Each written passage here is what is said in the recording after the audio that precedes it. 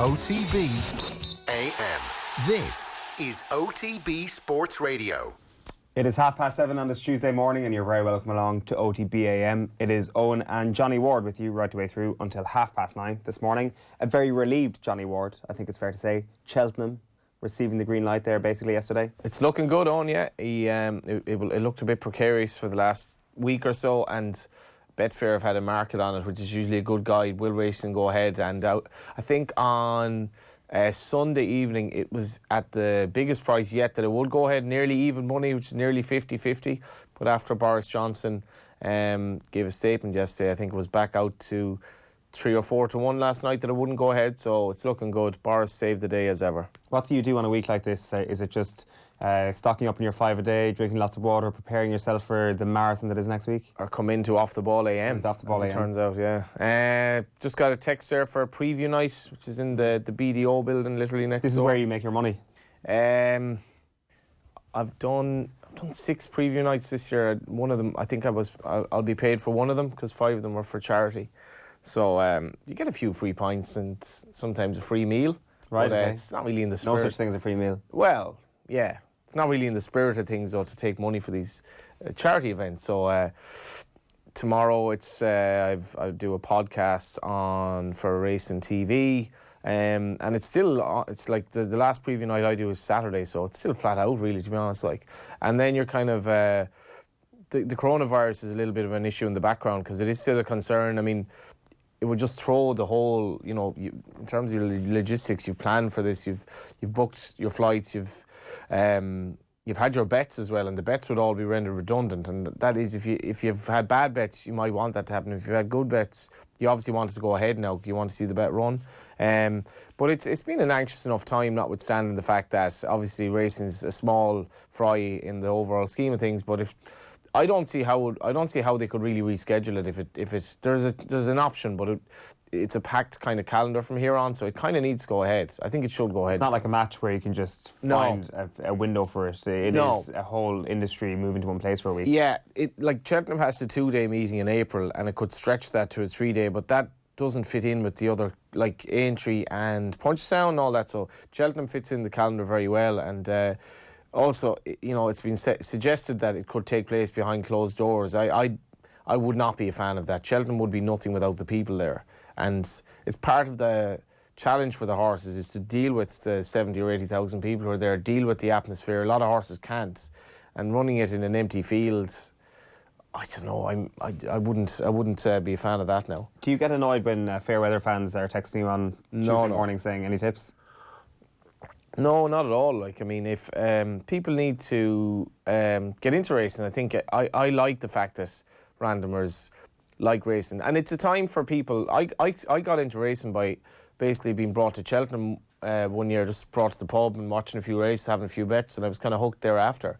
So I think we need to get more people into the sport. It's a great sport, and its future is far from secure. At the moment, there's a big welfare campaign in Britain, which I think is quite well intentioned in that there was even an ad on Racing TV yesterday now trying to just show that they use the whip, the jockey uses the whip for corrective measures just to be safe, and that horses are very well looked after and all this, because there is a big concern about racing in Britain in terms of welfare, where it's going to end up.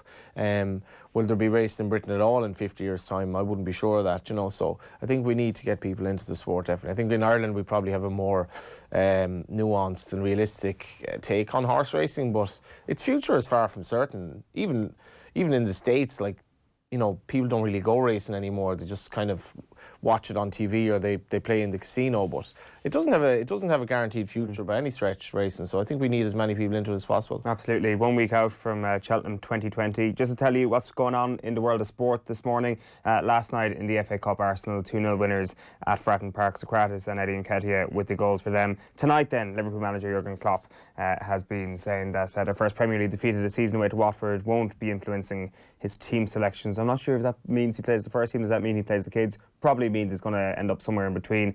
They're away to Chelsea, of course. The other fixtures tonight, Newcastle face a fairly tricky test away to West Brom, who of course are Championship leaders. Reading entertaining Champions League hopefuls, Sheffield United. In the Championship then last night, Middlesbrough's winless run was extended to 12 games. Missed their chance to move out of the Championship's relegation zone. It was 2-2 at home to Nottingham Forest.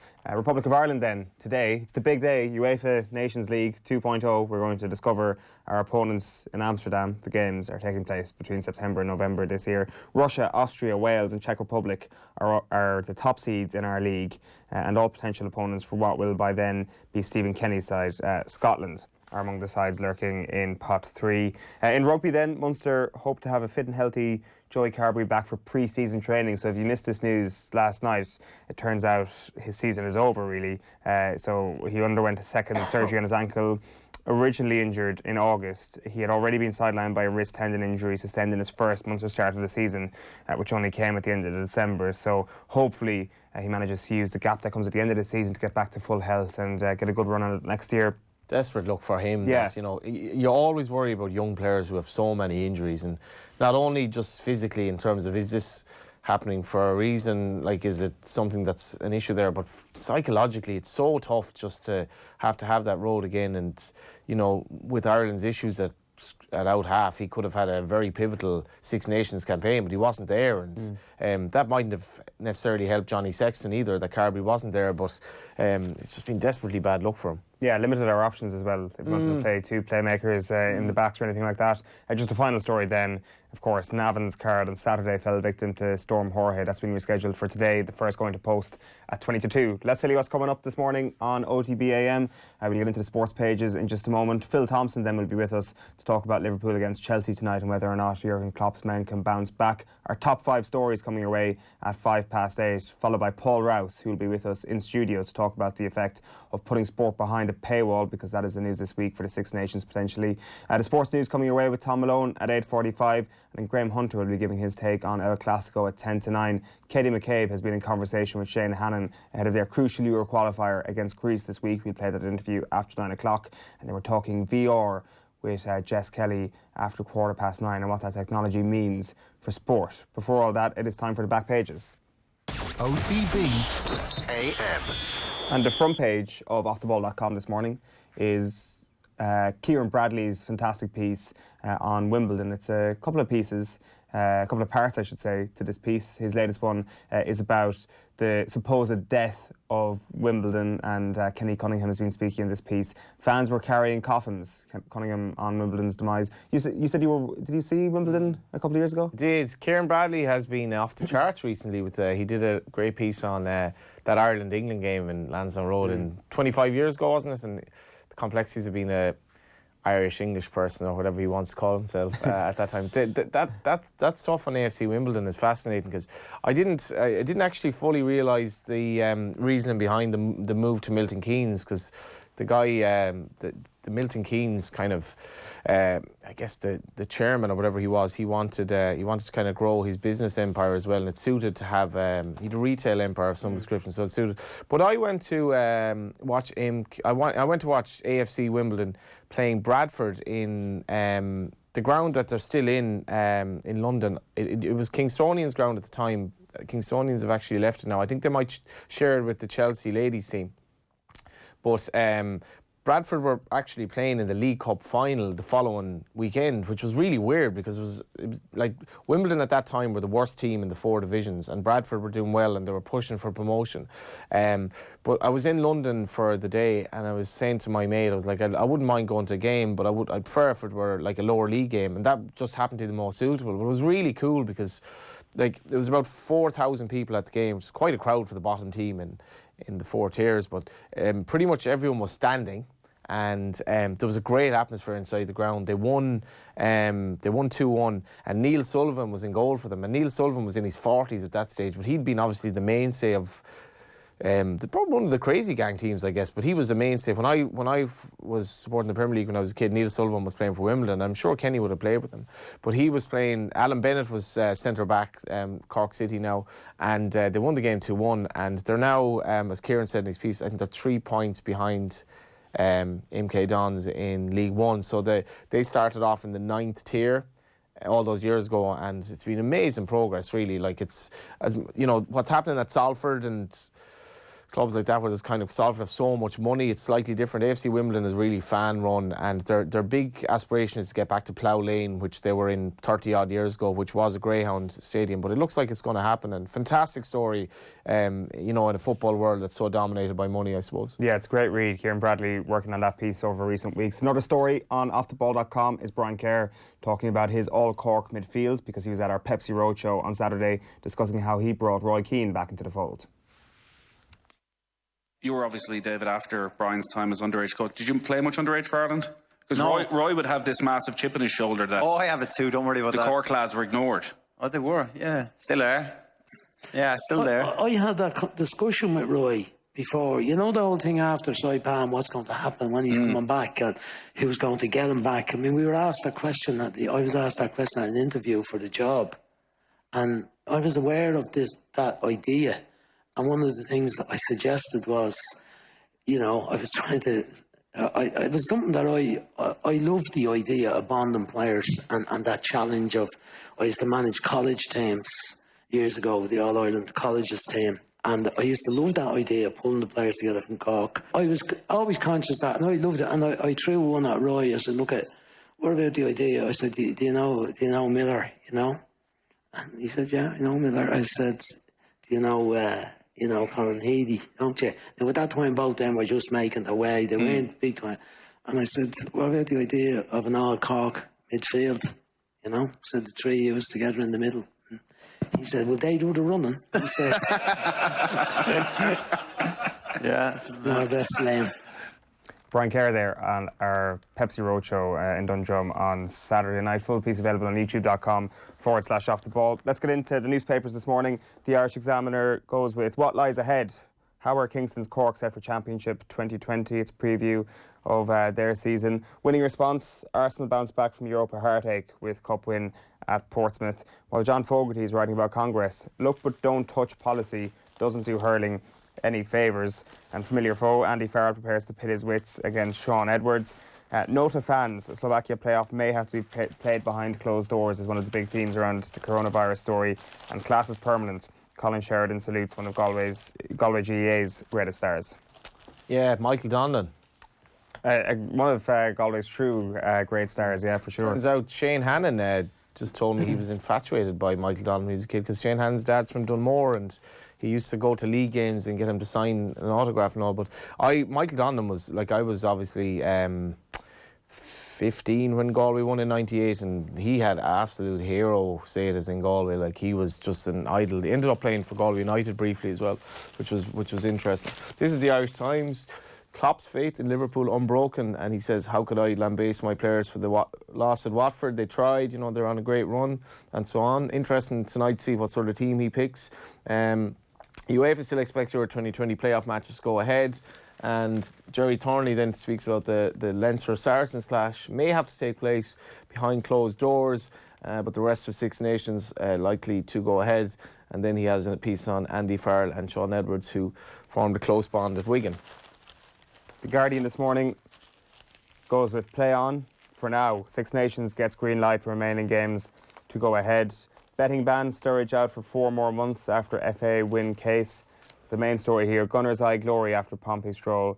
And Nketiah provides the finishing touch to ensure Arsenal ease past Portsmouth and keep only hope of a trophy alive with smooth FA Cup victory, a 2-0 win last night at Fratton Park. How smooth was that win? You were on football watching duty on a Monday night. God help you. I was, to be honest with you, I was only watching Mike Dean. The game itself was secondary. There was a fantastic moment in the first half. Oh, like throughout the entire game, Mike Dean put on a clinic, I think it's fair to say. But in the first half, Matteo Guendouzi was taking a free kick, but the ball was rolling a tiny bit, and Mike Dean pulled him back, being proper pedantic Dean, saying, "Put that ball back to where it was." So Guendouzi picks up the ball, shakes it in the air, and slams it down on the grass. Unusually, Mike Dean didn't doff his cap and say, "Well done, I completely appreciate your sassiness," and booked him. Which I guess is kind of ironic, but we will get hugely to, enjoyable. We will get to the movement of the ball for a set piece later on in the show, because I just want to talk about something at the weekend. Games played in hurricane-like conditions. Oh yes, we will get that. It wouldn't have helped Mike Dean's cause had there been a hurricane. As I said, I would urge and implore every director who is working on a game involving Mike Dean to actually just set up a box where we can just watch Mike Dean's face for the entirety of the 90 minutes. Did you spend a Monday evening watching a referee? Yes. Yeah. Did that And it's say the best something Monday about evening I've your ever... general well-being? No, absolutely not. It's the best Monday evening I've ever spent. And I will not bow down to anybody else who says that I'm sad for doing that. Well, I only spoke to a referee yesterday. Spoke to a referee. It was like, God, this guy is actually a real person. That's on referees. Because I have a take on sport that referees don't get the spotlight they deserve, because they must be really pissed off when they have a really, really good game and nobody says anything. Like, they'll be slated when they have a bad game. So it's like, oh, the good referee is the lad you don't notice. But like, the referee who's like called everything right and really let the game flow and, you know, made these ridiculously difficult decisions before VAR and all that. And he goes into his car that night. He's not going on social media to see loads of people say he had a great game. So you're probably thinking, they probably do get this kind of slightly different mentality about their job. But anyway, it's interesting that you did that at the same time. So you watched a referee in a game for 90 minutes, and I rang one up and I said, "Can you give me a quote?" And he couldn't. My evening was definitely more productive than that. To be fair, I did watch the kind of sideshow, which was a football match breaking out around Mike Dean here, and Arsenal were impressive at times. Reece Nelson looks to be one of the fastest players I've ever had. Yeah, some young players coming through. Irish Independent, Six Nations, green light for now.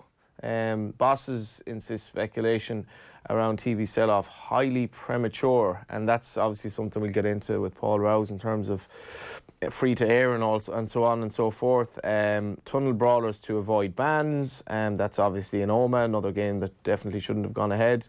And Ireland lined up for Thomond friendlies in June, which will be quite interesting. The Aviva Stadium will be unavailable, and Ireland will have a little bit of a trek around the country. And it's quite sad that we don't really have any other football stadia in Ireland that they could play in. So they're going to play in Thomond Park, and according to John Fallon, they will these Turkey and Luxembourg friendlies are set to play in Thomond Park. When about is that going to take place in June? I presume they're set in stone regardless of whether or not we qualify for Euro 2020. Mick McCarthy, if he successfully hurls a couple of playoffs, will have his next match as yet unconfirmed opposition on June 1st. 3 days later, Ireland will meet Turkey, June 4th, and they'll meet Luxembourg, June 9th. And the home of Munster Rugby, which I've never actually been to, 25,500 seaters, which is pretty much perfect for an Ireland friendly. Yeah, absolutely. Back page of the Irish Daily Mail this morning is UEFA lockout. Virus may lead to fan ban from UEFA playoffs, Euro playoffs.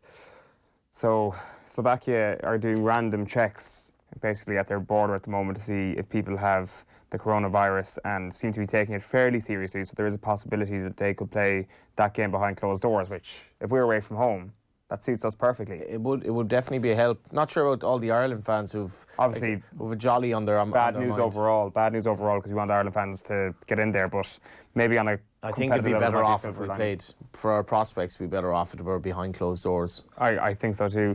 Ready Eddie Go is the headline from Fratton Park last night, and green light for Ireland's Paris tie with Le Bleu. This is the kind of something that's been causing a bit of confusion because the French authorities came out at the weekend and said we will have no public gatherings over 5,000 people. I think that's indoors or something. Exactly. Yeah. So actually, because the stadium in Saint-Denis is outdoors, this game is likely to go ahead. So confined spaces. If there was a roof on that thing, if it was at the La Défense Arena, for example, this thing would not be happening. Some of these many music gigs you go to would be probably under threat. Under severe threat. Yeah. This is the Times, the London Times plan to play games behind closed doors. And it talks about Gareth Southgate considering a call-up for Foden as well. Got a bit of love from Jack Byrne on social media, I saw yesterday. And Sturridge gets banned for betting, and this has been referenced in a few papers. It's quite sad. He's been suspended from all football until June 17th after the FA won an appeal over breaches of betting regulations. Essentially a bit of insider information. He was kind of talking to his brother about a potential transfer, but it's tough on the player. Very, very tough. The Irish Mirror this morning leads with empty threat. UEFA warned of behind closed doors playoff contingency plan amid coronavirus fears. So we'll also talk here in a piece of potentially moving the game if it comes to it, but also Paul O'Hare mentions that there's a chance it could be played behind closed doors. And Torreira blow Mars Gunners Cup cruise. That is the other thing that came out of last night's fixture, is that Lucas Torreira left Fratton Park on crutches. The way Fratton Park is, it seemed that he actually had to go back up the tunnel and walk along the pitch, so he had to go up the steps himself on his crutches and then walk out in front of all the cameras. Because I can't imagine he was going onto the pitch for any other reason, so not good news for him. This is the Star, which is a fairly enigmatic Foley. It has a fairly enigmatic photo of Derek Foley. Our man Derek went to Leopardstown yesterday to get some big names in Irish racing's thoughts on the virus, and he's wearing a mask there. My flatmate gave me a mask to put on at a preview night the other night, but I just forgot, to be honest. But I still have it for one of the preview nights left, so it might get a few laughs. That would have been a great gag had nobody seen it coming. Hopefully they didn't listen. But Cheltenham's worries ease, and Niall blasts rule change. And this is Niall Morgan, the Tyrone goalkeeper, has criticised the retired men, which is a very very spiky comment, who make the rules in the wake of the change to the back pass vote. Actually was in here on doing the papers on Sunday, and Mick Foley had a great piece on that in the Times. It's just really it set the tone of the whole day of being at this bloody Congress thing, and how taxing it is in the mind and body, and how the mood was sort of dictated by whether the lads were going for a few pints or not, or whether they'd had a full meal. And some of the rules that were kind of rushed through, important rules changes, like the goalkeeper change, which he said was you wouldn't even notice. It was just like one of them things that was kind of rushed through. And 2 minutes. 2 minute job, and obviously then the Tyrone goalkeeper is having a bit of a dig at why this was brought in, because people maybe that he thinks don't understand the game and so forth. When I grow up, I want to be a delegate at Congress. It seems like the best job in the world. I thought you want to be Mike Dean. Well, actually, good point. I don't know which I'd rather be. Maybe Mike Dean at the weekends and delegate on a Friday night. Daily Telegraph this morning. Socrates' super strike. Defenders volley helps sink brave Pompey to put Arsenal into FA Cup quarter-finals, and Six Nations gets the green light. Cheltenham Festival also goes ahead as fears over postponements due to coronavirus outbreak are eased. I didn't mention the front of the Star. Maura and Curtis split up. Who is Curtis, or what's going on there? You don't know who Curtis is? I honestly don't. Like, why is this front of a paper? Seriously. There's a virus going on. Obviously, they've mentioned that, but like, who's Curtis? I'm actually embarrassed for the media that it's not the full newspaper. It is the biggest story in the world right now, Maura and Curtis breaking up. Page 3 in the Star today. It should be front and centre on every single newspaper. What went wrong? This is our royal couple, Johnny. What went wrong? I know you're not... The royal couple are actually in... But this is the real royal couple. But Star insists no hard feelings after breakup. So it's one of these breakups that, by all accounts, or at least Maura's, was amicable. Was it an amicable break? It must have been. That's what they put it out on Instagram. It's my turn with the papers, actually. Okay, go for it. Red Mist, Racing Post. Wounded Liverpool to take out their anger on Chelsea. Not sure about that now, to be honest. And the Front, lost in translation, warming up for Gold Cup mission. Thankfully, we don't have anything too worrying about the coronavirus. Just business as usual. Odds of festival going ahead. Shortened following PM statement. Thank you, Boris. The back page of the Sun is ready, steady goals, but Torreira KO, Mars win, and fan ban plan. Chiefs discuss behind closed door games. And that's basically, there's just one more there. You got the Herald. Got the Herald, yeah. Strange enough headline from the Herald. Klopp, I'm not angry. We just weren't good enough, says pool boss. It's like, I'm not angry. I'm telling you, I'm definitely not angry. And the Six Nations gets the all clear. Desi suffers tunnel vision. Quite like that. What you make of the mass brawl? Well, bit of banter and Oma. What can you make of it? Nothing is going to happen is another story that's doing the rounds this morning from that, because there's inconclusive evidence. We will come back to that. Klopp saying he's not angry story, because Phil Thompson, I'm delighted to say, is with us on the line. No, he's not. We will get back to him in just a moment. Can we get back to Maura? Get Tomo's view. I wonder, what odds Tomo knows what's going on with Maura, and what's his name? Curtis. Curtis. I would say there's a very small chance that he knows what the story is. Was Maura on the Dancing on Ice? She was. So she was. She's been exposed to a British audience. Yeah, she just needs to go on I'm a Celebrity now to complete the holy trinity of reality television shows. Dancing on Ice, and it was, what was the first one? Love Island is Love her Island. name, yeah. So from an island to the ice. Well, exactly. That's the headlines kind of write themselves this morning, but people will be delighted to hear that. I want to know if Tomo knows about this. I'm not sure he does. Let's get to him. Phil Thompson, how are you? I'm not too bad. It just went down my phone. I don't know what happened. What does Tomo want to know? Does Tomo? So we were just discussing this. Does Tomo know about Mora and Curtis splitting up? In do you know who Mora is, Tomo? Lucas Moura. That's fantastic. I don't know too much outside the football. Love it. Absolutely love it. That's it. I think that's the only answer we needed to hear this morning, Phil. Lucas Moura, denies having broken up with whoever his partner is. Jurgen Klopp this morning, Phil, says he's not angry after the weekend. In fairness, Watford have said in the aftermath, Nigel Pearson said in the aftermath, that Liverpool handled this very well on Saturday night. They were very gracious in defeat. That does bode well for how Liverpool handled the setback, doesn't it? Yeah, it does do. Listen, it's been a long, long time in the domestic league, the Premier League, and so yes, it did hurt. I think because of the scoreline being 3 goals, and I was getting well beaten. I think that was it's annoying, but you have to be respectful, and I think that's where Jurgen Klopp has taken this Liverpool side. And I think you have to move on. It's no good. You can't go into the dressing room and be angry with everybody. You just have to be calm. You have to point them in the right direction, because this team is a wonderful team. It's been going absolutely in this Premier League. It's been fantastic. So there's no need to panic. What for you has happened with Liverpool since the winter break? It was complacency for me. For me, I don't know what 2 weeks does for anybody. I think it takes the edge off a lot of players. I think there's a lot of teams in transition at the moment who need to keep at it rather than have a break, just change things. But I think it gives the teams in the bottom a little impetus, get together, be angry, and give it a go. And you've seen some of the teams at the bottom who have probably been better than the teams at the top.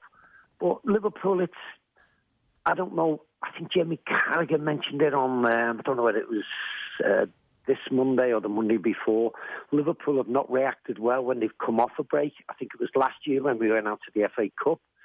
We had a break, the players went away, they come back, took them quite a bit. I think we had a few draws. But I just think this side... Listen, after the Shrewsbury game, the first game, you could see the players who've been injured and who were coming need games. Now, I was surprised that they didn't play in the Shrewsbury replay. As you could see with Lovren the other day, yes, there was a lot of players who were as bad as him, but he was rusty. He didn't need a break. He needed football matches to get himself up to in tune with everybody. And I just think that is one of the things where I would rather the injured players trained and played in the Shrewsbury game and be ready. It is a difficult one because they've had a very, very demanding season, Phil. So it's kind of, you would think in theory a little break wouldn't do them any harm, but would it be possible to say that they didn't necessarily go into the break in unbelievably good form either? Like I've been making the point for a while that they've kind of gotten through games this season where they haven't played that well, and even some of their league form, going back the last 6 weeks, like they've kind of stumbled to a few victories, and maybe this was coming that they were going to get one night where things just went wrong. Well, I think a lot of Liverpool fans said that.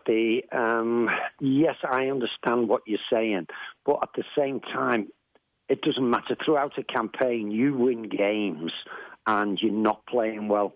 And that is the essence of a good side. People think back in my day that we were absolutely battered teams and we were wonderful every week. No, it wasn't. There was long periods where you didn't play well, but you found a way. And that's what's been great about this side. It's nothing to knock at. But I would say since the break, the Norwich game, the West Ham game, you could see little sort of maybe problems coming in where we're not having enough chances. People didn't look sharp enough. There was too many. And us Liverpool fans were watching it, and we were going, probably the Watford game was coming. That sort of, not a defeat, not a 3-0, but a defeat was coming round the corner. And yes, it's not very nice to take, but you just felt as though, yeah, get the monkey off our back, this thing. And all the going through it unbeaten, invincibles and all this, yes, it'd be nice. It's not the essence. I just want this title, this Premier League title will be absolutely fine. It's a slight double-edged sword tonight, isn't it? Because they obviously lost away to Atletico, so that's in the balance at the moment. They've lost their unbeaten record. No, we will win that. We will win that. Yeah, well, just say for example, okay, at the moment anyway, I kind of expect them to win, but they've lost to Atletico. They've lost their unbeaten record in the league. So the Chelsea game tonight now is kind of. Don't want to lose that game, but at the same time, if they're going into this game on the back of having beaten Atletico and beaten Watford, Liverpool fans wouldn't really care if all the kids played again as much, I think. Yeah, and I get what you're saying, but I think I come back to it again now. These players need games. These ones who you could literally see it. I go back to that Shrewsbury game, the first game. Some of the players who are coming back from injury were shocking, and I think. It's the same now today. We had a decent bench against Watford. There was a decent bench. There's a lot of players who need to play. I think Keita might be back to play. So there's a lot of players who can still make up this side tonight. Don't put the kids out. Don't put the under-23s out. Because this is going to be a big game. It'll be interesting what Frank Lampard thinks of it and what Frank Lampard plays. Because he's as much needing points in the Premier League to make sure they have Champions League football next year. So with Liverpool, though, I really think we'll have a decent team, but I don't think he'll put out the first team. But one of my biggest things is to have the cavalry on the bench if things are going wrong and you need a little bit of help. I think Curtis Jones will play. Neco Williams, who's been fantastic, he will play. Larucci on the left-hand side. Have a mix of youngsters, and that's, I think, what Chelsea will be going at this game. They'll have ideas of this coming weekend as well in the Premier League.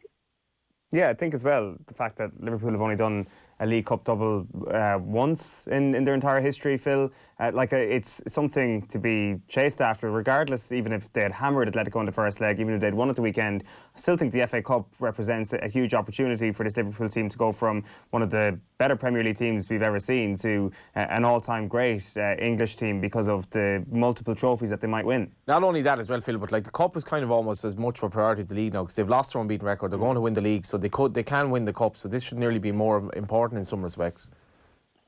I would love to win the FA Cup. I still, it has always been one of the priorities. You always love it. I don't think these managers, these coaches, the way they see it, it's as important until they get to sort of maybe the quarter-final stage or the semi-final stage. The same as the League Cup. It's always going to be difficult. You see Man City. Liverpool can't sort of change too many of the teams. You look at it, the forward line plays most weeks, the defensive line plays most all the time. So they need to sort of mix it up. Still, he has to realise this would be an absolutely wonderful thing on his CV. It's not going to be the be-all and end-all. The way they treat the FA Cup now is not the way they did in my day, and I love the FA Cup, and I want to win that trophy. But I don't think it's going to change his stance on how he plays his teams unless he gets later on in the tournament. But this is a fantastic opportunity. Quarterfinals, it'll be a one-off. If you get a nice home draw, that can really sort of set you up. I would love to go through with it. And as I say, don't have the kids on the bench. Have those first-team players all ready to come on to give you a little bit of a push if you need it, that last 20 minutes, 25 minutes in the game.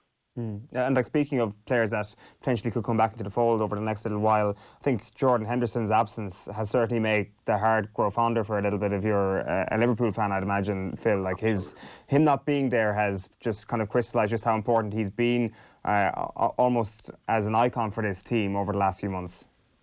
Well, I probably one of the first people pre-Christmas was championing him for being the player of the season. I know it was an early shout, but I did think he was having a massive impact. Kevin De Bruyne probably, as a footballer, is probably the best in the Premier League. But Jordan Henderson, for what he brings to this Liverpool team, and it's proven it since he's been out. He's a dynamic player. He's a very good player. He plays to his limits all the time. But it's what else he brings to this side, what we've missed. If you look round as I did throughout the games that he's missed, there's nobody pointing fingers. There's nobody shouting and screaming, trying to get everybody G'd up. And that was what needed. It was so evident in the Watford game. Particularly go 1-0 down. It's regroup, get the boys together, point a few fingers. Right? There was nothing like that. And I think Jordan Henderson's has been missed massively just to cajole this team into another gear. Why are you so confident they'll beat Atletico, actually, Phil? I think the team's angry. I think the fans are angry. Some of the things what went on in that football match, you have to be a footballer when you're on that pitch. I remember screaming at Jamie Carragher in a game, and I was absolutely, because he hadn't put tackles in and everything, and he just shouted back at me. He said, "Tommy, you don't realise." He said, "You blow on these lads and they fall over." He said, "You go near them." He said, I could be getting... And I thought, you're right. So this, as a game goes on, and some of the tactics and some of the things they were doing, they pushed the limits. They went across that line, and you feel that as a footballer, it makes you angry.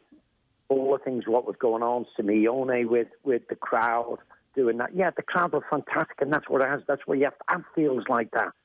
But this, they went over the line, and I think that's what. And this team, when they're angry, we've seen what can happen. And I just think Atletico, not a Barcelona, and not a Bayern Munich, and I think Liverpool will beat them. That's going to be some atmosphere, all right. Absolutely. Who was the team that Jamie Carragher was breathing on players and then falling down? I can't remember which game it was, but we were having a sort of... And this was just at half-time, and he was so anxious, and he was right. And I put myself in his position, and I thought... And what happens, you don't want to tackle, because you know they'll throw themselves to the floor, they took a bang on the head, but they'll hold their ankle, and they'll be rolling around. You'll be going, what's going on here? You jump up in the air to go for a header, they hold the face, they roll around on the floor, they remonstrate with the linesman, the referee, everybody. And the game just goes out of control. That's what that was happening in that Atletico game. And I was watching it, and I was as angry and frustrated as the players were. And I thought, at 1-0, and I said on Soccer, that was a good result. To come away and the players not go and chase the game, which they could have done, and it could have been even worse. I'm really looking forward to that. I'm in Cheltenham, obviously, for that I game. am. But the Tuesday night, Tom, to be at that game, I think the atmosphere will be... It'll be an Anfield on a Champions League night, but it'll be an angry Anfield as well, which is going to make it... And Simeone will try to fight his own corner. I think it's going to be utterly compelling. Yeah, it certainly will. I think it's all... Jurgen Klopp has called to arms for the fans, and he knows what it was, but he tried to keep a lid on it. But he knows, you watching his press conferences, he will ask the fans to do their part. Listen, Phil Thompson, enjoy the game tonight. Thanks for taking the call. My pleasure. Cheers, guys. Take care. Phil Thompson there on the line. Chelsea against Liverpool tonight in the FA Cup. Right, all this week we're chatting about the 2020 20x20 movement, of which Off the Ball is a proud partner. We're asking everybody to show your stripes for women in sport by pledging one small action to either participate or play more, to attend more women's sporting events, or to promote, discuss, like, share and follow more female athletes. The effect of everybody's support will leave a legacy in Ireland and spearhead a shift in our culture. Find out more at 20by20.ie or post your pledge online using the hashtag #ShowYourStripes. People always talk about having a son so that you can be interested in sport. I play for Ireland and they're like, oh, anyone could get onto that, I could get onto that. It's just because these are girls, like it's so much easier. When I was a young man, I didn't really think about that. Sport was just men's sport. I ended up dropping sports, which has always been a huge regret of mine. It's not that it's fed into you, you just hear it and you just believe it really as children, because you don't know any different, You know, playing, I don't know, a match down in our local field where there's 2 people coming to it, it didn't add up for me. It's one of because that's the way everybody thought. Find something else, and I was like, no, I want to play football, I want to do this. I like caught the ball in my foot and like kicked it up and like caught it and I sprinted and I felt like Usain Bolt. You always felt you were needed and felt part of something. I like to think that it probably would have helped with friendships, it would have helped with confidence if I'd just been able to see that at the time. Like, I feel sorry for any other girl that doesn't get the opportunity to play, because it's honestly something that every person should get to experience. I mean, I think it underpins a happy life. Such a positive thing in my life, and I just kind of wonder if I started it earlier, would I have been better now, or would I have been in a different place now? Well, I think we understand now that we've like underinvested. There is a period of time where it just wasn't part of my thinking either to say I should go, I should read, I should watch. But I should have, yeah. So.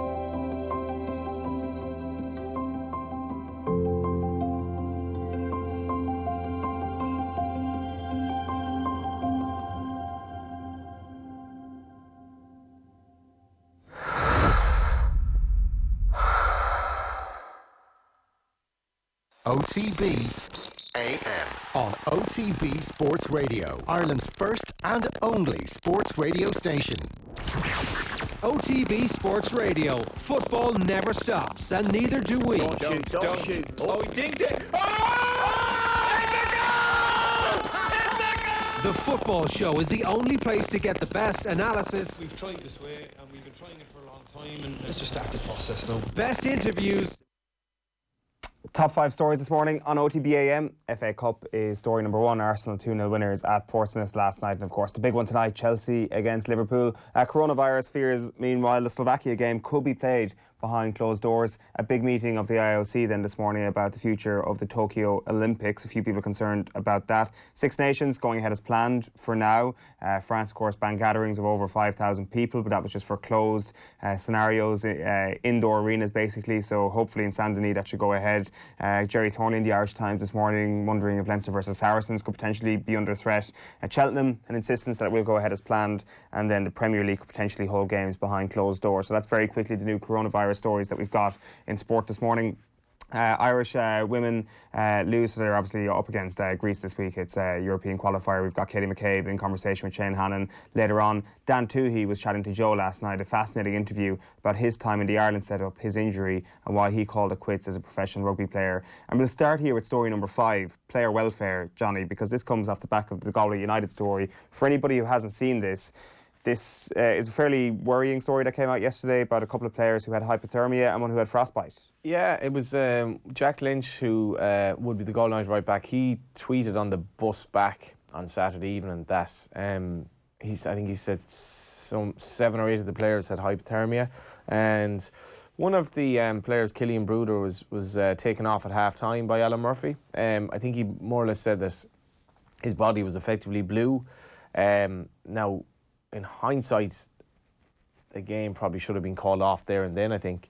Alan Murphy had both his centre-backs, Josh, I forget his second name, the American centre-back, he was injured, and Killian Bruder was obviously suffering from hypothermia. So Alan Murphy had all this crap to deal with at half-time, and the referee decided obviously that the game was still okay to go ahead, but during the game the wind was really bad, and like there were several like corners and free kicks where the player couldn't keep the ball grounded, and you know, after the game anyway, one of the Shamrock Rovers players was brought to hospital for frostbite, and I think 9 of the Goalie United players had hypothermia or symptoms of it. 2 of them weren't able to train last night as precaution, and you know, the PFAI got involved yesterday and looked into why the game went ahead. But I think I'd have sympathy for the people involved, because the temperature wasn't extremely low, but there was obviously a wind chill that was shocking.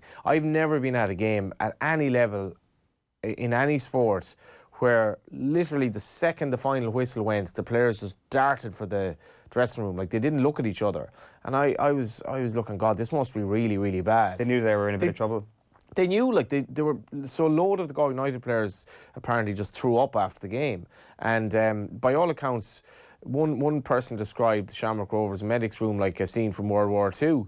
And the Shamrock Rovers medics were absolutely exemplary towards Galway United. And there's a strange irony here in that Shamrock Rovers second team coming into the league has been absolutely derided by a lot of first division clubs who, in my view, have embarrassed themselves.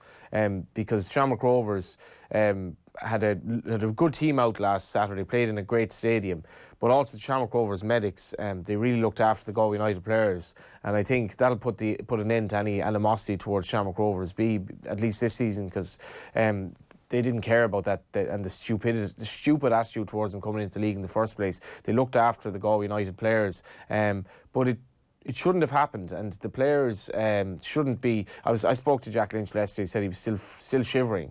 This is on Monday, and it wasn't a good situation for those players to be in. And I'd extend that to say the game in Omagh should never have gone ahead on Saturday evening. I mean, I spoke to one player who said he's never played in worse conditions. I mean, we obviously had that shot by Dean Rock that ended up in Fermanagh or wherever it was. I mean, once that shot was taken, the referee should there and then say, this game should be called off. How can you play a game of football where the ball is so erratic as to basically move like 50 yards away from where it was supposed to be? And, I'd really question that. There's a fixture schedule, there are TV issues and so on and so forth. I'm not suggesting the referee had that in his head, but there has to be a time when you say this game shouldn't be going ahead because it's an affront to the game itself. The Goalie United Shamrock Rovers game was a deplorable game to watch. I mean, it was like a war, and it was a question of who could survive, but it wasn't football. I mean, Shamrock Rovers got a goal where the goalie just flapped at it because he probably couldn't really see the ball. And like, are you telling me that Tyrone and Dublin, the league has produced some fantastic games, mainly involving Dublin so far on live TV? Are you telling me that game should have gone ahead? I mean, what's the point? Like, that's not football. And there is player welfare should be at the heart of it. And I was encouraged that the PFAI got involved in the Goalie United situation because the players shouldn't be subjected to that. Now, at the same time, the officials had to deal with it as well. I was told by one of the officials that they were fine after the game, but I remember going into the ground and I was practically blown across the road, and I was like, how is this going ahead? But it did. Yeah, like the goalkeeper, I'd imagine, is one of the more perilous positions on a night like that when you're just stationary for a lot of it. Probably doing laps around their box to keep themselves warm. And Kevin Horgan, the goalie for Goalie United, he made a bad mistake for the goal, but at the same time, I mean, I'm not even sure what he saw. But towards the end of the game, I was observing him and his ability and his attempts to keep warm. But this was a real storm. I mean, you've seen footage of perhaps of the lorry and man crossing Galway just being blown off the road whilst driving around a bend. And this was sport is sport. There have to be times where fans should be subjected to a game that actually means something. And this was a horrible game, and it didn't help Goalie United either, because a game that they kind of needed to win to get off to a good start was rendered sort of just a war. And but 9 players suffering from hypothermia. I mean, I think next time there's a storm, don't play football. Yeah, absolutely. But the players are okay now. Well, 2 of them didn't train last night, so I'm only speculating. I didn't really know. I thought hypothermia was something you got when you jumped into a lake in the middle of winter or whatever and stayed in the water too long. But obviously there's more to it than that. I think it's when your core temperature dips below is it 35 degrees or something like that. But the Goalie United players were well below it, and players vomiting on the bus on the way home. It was a sorry situation for players who are, effectively on not much money and, battling in the first division of football in Ireland. That game it would have been very easy to reschedule that game.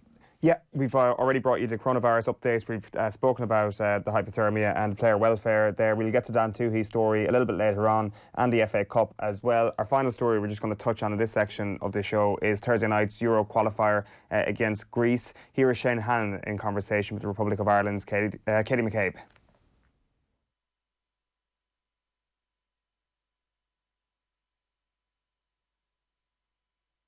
All right, I'm here in Johnstown Estate in Enfield in County Meath, ahead of the Women's Euro 2021 qualifier against Greece. That's at Tallaght Stadium this coming Thursday.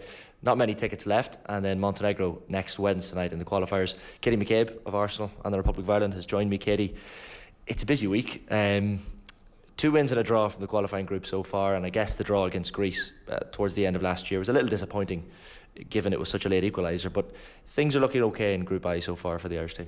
Yeah, no, definitely. Obviously, we started off the campaign really well with the 2 wins, and we were very frustrated over in Greece to concede the late equaliser. But look, we now we're really looking forward to Thursday night, and it's been great being back in with the girls. But yeah, no, we're really looking forward to it.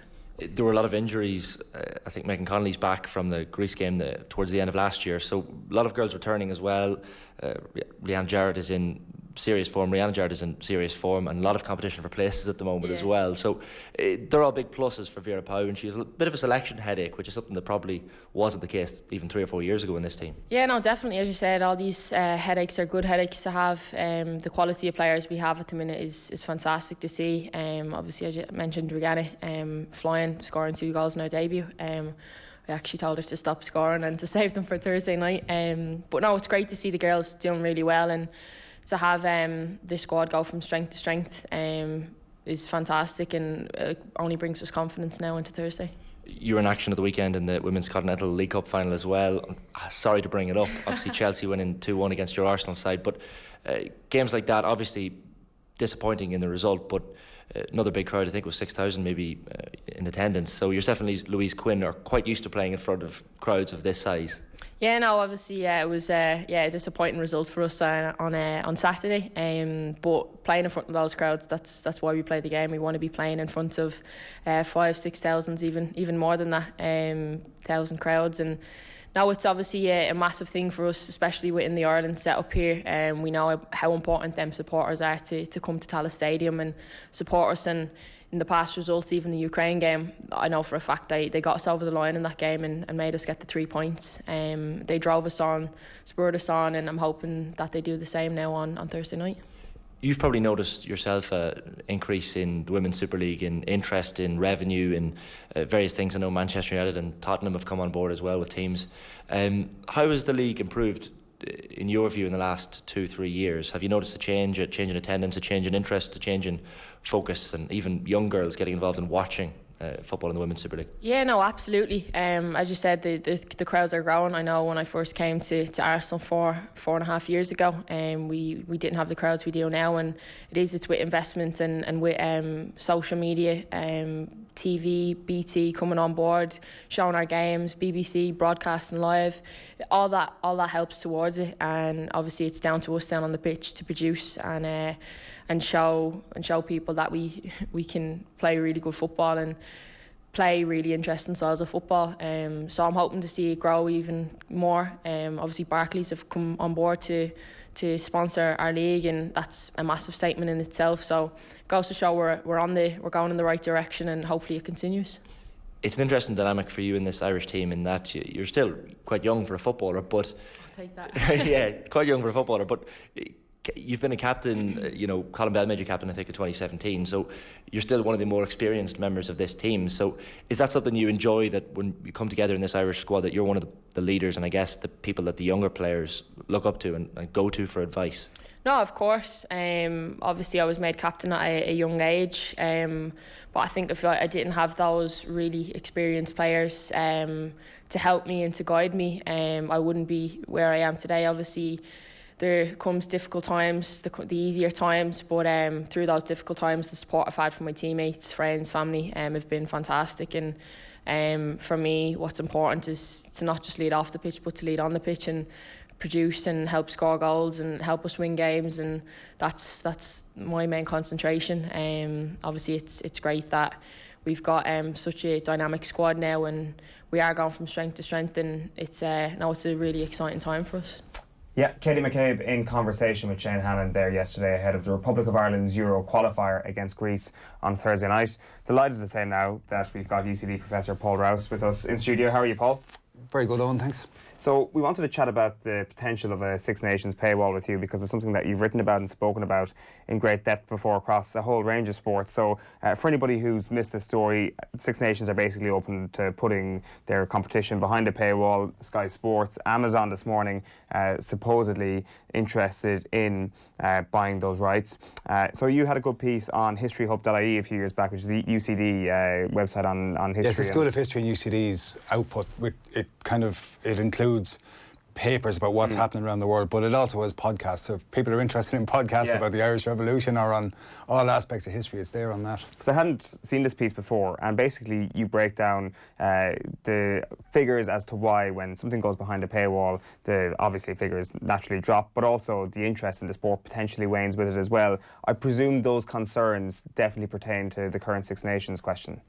Well, the logical extension of what happens in a professional sport is that the administrators ultimately put their games behind a paywall, because it is behind a paywall that they received the largest payment from a broadcasting corporation.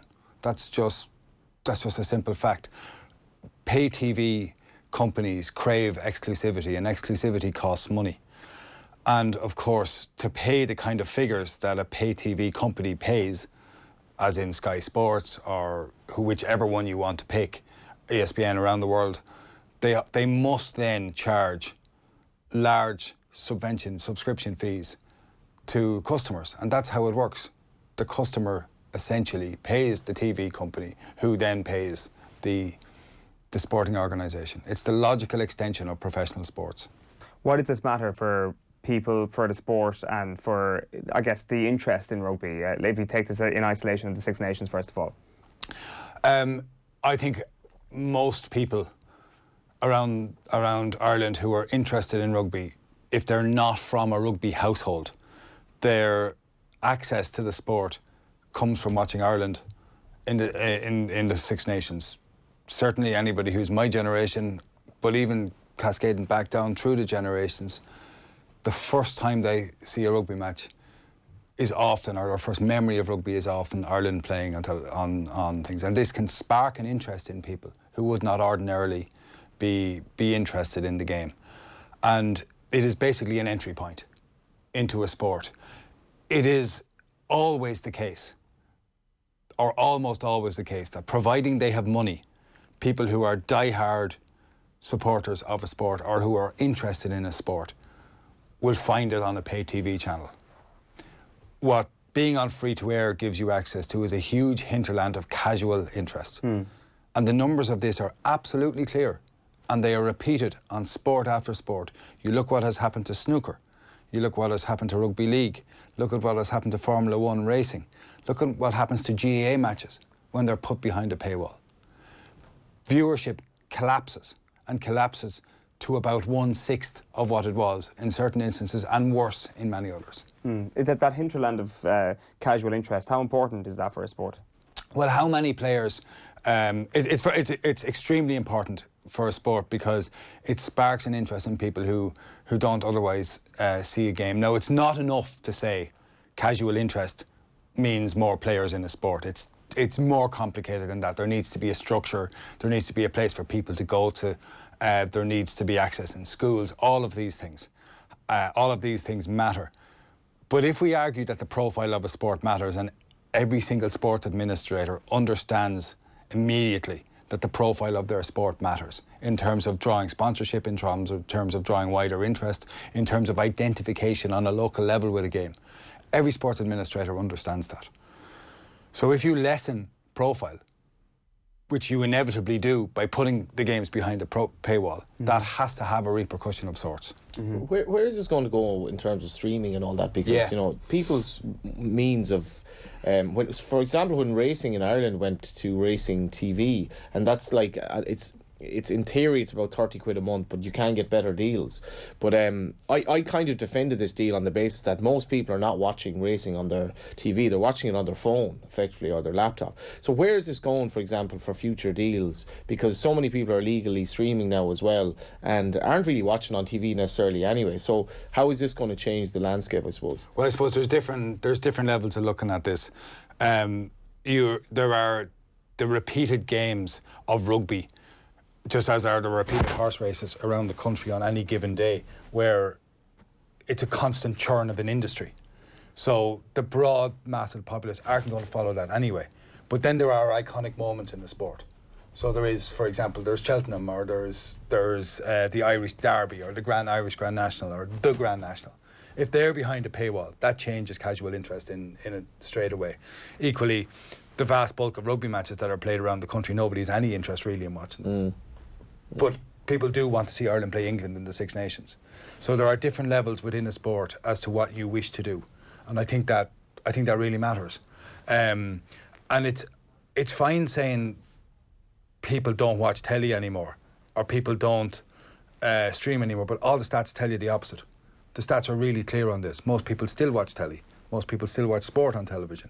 And certainly any sort of big moment, they don't want to be stuck watching it on their phone. The phone is a matter of convenience when you're doing something else, or you're watching on a laptop when you're doing something else, or people cast from their phone or their iPad onto a telly. So it can be a means of access. But the question you ask about streaming is really, really important, because there is a streaming revolution underway at the moment which is transforming how people watch sport. So, for example, the NBA app, if you like basketball, I love basketball.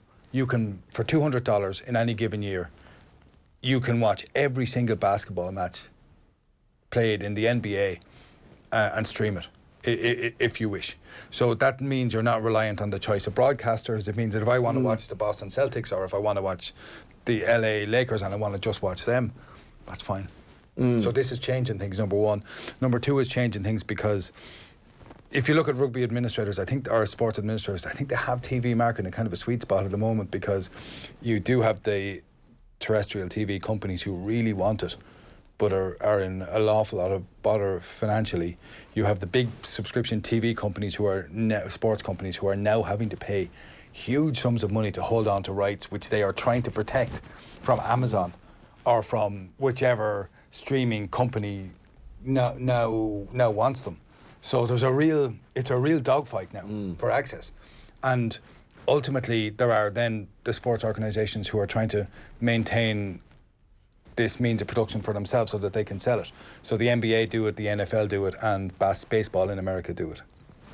They all have their apps and they sell these sports around the world. Funny enough, that's what I kind of envisage as being the future, in that like the NBA will basically, you'll pay the NBA to watch it, or you'll pay the clubs, and it'll be all kind of like subscription based online services, and that'll be streamed onto the TV effectively. But I don't think that's that far away. Can we talk about like the specific case of rugby here, actually, just because like you've written in this piece that I mentioned there about Heineken Cup viewing figures. Obviously, they go off a cliff when it goes to Sky Sports. The interest, I would say, waned significantly amongst the casual fan once the Heineken Cup went behind a paywall. We know as a fact it did. It did, yeah. We know from the stats. I mean, there's a really clear study. The first year it went from RTE to Sky Sports. You can track exactly the difference of what happened. Leinster played a quarter-final on a Saturday in 2006, the last year in which it was live on RTE, and the following year they played another quarter-final on a Saturday, both games away, both games on a Saturday, and you can track exactly what happened. On RTE, on a Saturday afternoon, there were 255,000 people watching Leinster play rugby. On Sky, there were 47,000. Now that is an absolute collapse, no matter what way you dress it up. But it's a really specific collapse as well. So kids under 14, that target audience of people who you want to get into the game, minimum of 27,000 watching on RTE, 2,000 on Sky, and so on across the board. Now you can say, okay, that's 15 years ago, things have totally changed. They haven't totally changed. How many people watch that in a bar then? Do you know how many? Can you quantify that? Yes, so you can. Many people. So what happens is, and this is really interesting, the number of people who then go, there's a study done after that, and the number of people who then go to the pub to watch these games increases by 2 or 3 times. So it either doubles or trebles, including the number of kids who go to games. So in a society where we're supposed to be moving towards reducing alcohol reliance on kids, and let's not be po-faced or pious here. People love going to bars to watch matches. I love going to a bar to watch a match myself. It's great fun. But can we really argue that it's a place for a 12-year-old?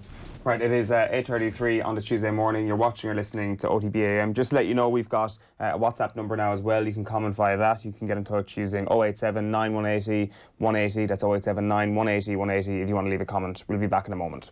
OTB AM. This is OTB Sports Radio. American Football 101 on Off the Ball. With the Aer Lingus College Football Classic. Known by many as the winningest team in college football history, the Michigan Wolverines are an iconic football program. Home to the second largest stadium in the world known as the Big House. It has a capacity of 107,601, but it has hosted crowds of over 115,000. Michigan has won the national championship 11 times, with their most recent win coming in 1997 under coach Lloyd Carr. American Football 101 on Off the Ball. With the Aer Lingus College Football Classic. OTB AM on OTB Sports Radio, Ireland's first and only sports radio station. Okay, UCD Professor Paul Rouse is still with us in studio. We were chatting about rugby in particular here, and the reason why I think rugby actually might be a little bit more in danger than other sports is not just because it's on the periphery worldwide, I guess, but also because of like new research done into the dangers of the game sometimes. Like you talk about appealing to youngsters of Ireland. There's also a bit of a battle to win the hearts and minds of parents who actually want to send their kids into rugby as well, from casual backgrounds, from not rugby playing families, for example, which I think may actually hammer home the importance of this particular deal. I'm not sure. I'm not sure, Owen. I think it's a tricky thing for every sport to work out where to put its games in. And you can see the logic if you're a rugby administrator and you've the equation. If I leave these games on free to air, I get 70 million. If I sell them to Sky Sports, I get 300 million. And it depends what you do with that money then. It is absolutely what you do with that money. But so that's the tricky equation. And the logic of professional sports is you take the 300 million. Isn't that right? The logic of it is in the short term. But how you use the money then is really important for the longer term. What you intend to do with it really matters for the longer term. For professional sports, which doesn't make claims about community development and all of these things, that is the logic. We need to pay our players, we need to develop our stadium, we need to improve our product. That is essentially the thing. But they're not the only people who are stakeholders in this game. Society has a stake in what happens to a sport. The government has a stake in what happens to a sport. There's an EU directive from 1997 which led the Irish government in 2003 to put in place a list of sporting events which must appear live on free-to-air telly. So there are things like the All-Ireland football and hurling finals. There's the Rugby World Cup, Ireland's matches in the Rugby World Cup. There is all matches in the Soccer World Cup and all Ireland's qualifying matches in the Soccer World Cup. And the Nations Cup in the show jumping in the RDS, the Irish Grand National and the Irish Derby. So that's basically... The Summer Olympics as well. And the Summer Olympics, sorry, the Summer Olympics, yeah. So they're the games that are on an A list, which means they must be there. On the B list is one event, and that is the Rugby Six Nations Championship. And the reason why it's on the B list is a magnificent lobbying job done by the rugby authorities, who's basically said, no, we need to not put these games on that list because we need to keep the sports broadcasters honest in what they're bidding and drive up the fees. So explain that then. So this is around 2010, Eamon Ryan is Minister for Communications. This is before 2010. This is 2003. Okay. So in 2010, Eamon Ryan, who was Minister for Communications, leader of the Green Party, came in with this proposal in 2010, 7 years after the list was created, and said this list is absurd. The idea that a Six Nations of a rugby match is not as important as a soccer qualifier where Ireland play Azerbaijan or something like that is a nonsense. It is a major sporting event and it should be on the list. Equally, the GAA All-Ireland semi-finals and quarter-finals and provincial finals should all be on this list. Now, in response to this, and the Cheltenham Festival. So in response to this list, the GAA and especially the IRFU launched a huge lobbying campaign. The GAA said, no need for us to go on this list, we'd never sell our games to Sky anyway. Well, that went well. So they managed to stay off the list. And the Irish Rugby Football Union basically joined, by the way, it should be said, by the rugby correspondents on Ireland's national newspapers, etc., just drove this campaign where they basically pilloried the idea. And why were journalists complicit, or why were they, at least, if not complicit, why were they singing from the same hymn sheet? Because they bought the line that we need this. Like, I mean, rugby journalists, I mean, they're an extraordinary bunch. It seems to me there are brilliant journalists there, absolutely brilliant journalists. But they sing from the party line, or? Well, in this, I have to be really, really careful here what you say, but some certainly just took the party line and run with it. Yeah, you're not tarring everyone with the one brush. Absolutely not, 100% not tarring everybody with the one brush. But in this, It's interesting, eh? It really it was really, you should go back and read the columns on it from 2010, but something else happened. Simon Coveney, who was then in opposition for Fine Gael, he had argued vehemently against, or he condemned the government, the Fianna Fáil PD government of 2003 for not creating a list, because in 2002, what happened is, after 2002 in Saipan, the Football Association of Ireland had sold their games to Sky Sports. So there was a huge public outcry, and Coveney was one of those people who said it was absolutely wrong and the government was wrong not to have put these games on a list, and therefore they were sold. Fast forward to 2010, Coveney said, this is ridiculous. How can you do this to the IRFU? If you put them in penury, you're totally wrong. So there's a whole show going home. There's rugby journalists, there's politicians, and the sporting body itself. And they basically ran this whole thing into the sand, and then the government fell, of course, undone by a crisis of epic proportions, which made a dispute over Sky Sports look quite small, to be fair. Thank God for the recession. By the way, I don't argue that those rugby journalists didn't believe what they were saying. I don't argue that at all. They may have absolutely 100% believe the same, but I really question whether they thought through their positions on it. And I really question what they will write when these games are sold, if they are sold to Sky Sports. Now, the vindication for their position is very simple. And the vindication for the IRFU's position is very simple. That what they're doing here is trying to frighten the horses, frighten the BBC, frighten ITN, frighten RT or Virgin Media, whatever collection of those you wish to see, frighten the French station and say, look, we're about to sell these games to Sky Sports. You need to give us another 30 million or 40 million. So it's a win-win. So they could just be trying to drive up the price. It's fascinating to track the Premier League from when it became the Premier League and it went to Sky. If you ask sort of the working class fans of English football now, which would they prefer, those who remember the old days? Now, there might be this kind of, I remember the communist days and, dewy-eyed, and obviously it was a lot worse, but a lot of people would say it was in a much better place because it was affordable, it was a working class game, whereas now you go to a Liverpool game and it's 50-50, probably people are not from Liverpool, not even English. Yeah, it's a global sport. It's a global sport. It's incredibly expensive. To watch it, you have to obviously subscribe to BT or Sky or whatever it is, and it's a qualified success in terms of the behemoth that it's become. And that's where pay-per-view is become. It's a little bit of it's a thorny subject for me anyway. I agree. Yeah, I think the point about football, if we're talking about participation here, and I know it's not something that you can ever put a concrete figure on in terms of correlating it, but football is probably going to be too big to fail in any respect. Like rugby, I think Royal Nugent was on the pay-per-view about a month or two back, and he was saying that it will go back to being on the periphery if it goes behind a paywall, if the Six Nations goes behind a paywall. And I guess one of the better comparisons you can make is with cricket, and that's obviously covered in your History Hub piece as well. Just to read just a quick section from this about the ECB and their attitude to selling to Sky Sports, which of course happened around the turn of the century. The attitude of the ECB in agreeing to the deal was epitomised by one of its members, the chairman of Durham County Cricket Board, Clive Leach. He said, "There will always be people in certain walks of life who cannot afford things. That's the way it will be." This sort of extraordinary, actually. Yeah, amazing, isn't it? This sort of it's extraordinary, but it's how people feel. And let's be absolutely clear about this. That was the logic of the GAA's decision to put their games behind a paywall in the middle of the worst recession in modern Irish history in 2010. That was the logic of it. The economy has fallen off a cliff, and the GAA put its games, some of its most important games behind a paywall. And then they will argue that was the reason why they did that very thing, because their coffers might not have been in the best position themselves. And they also, by the way, increased ticket prices at the time. So they did two things to protect themselves. But that is, and they can argue all they want that they did it to protect the organisation.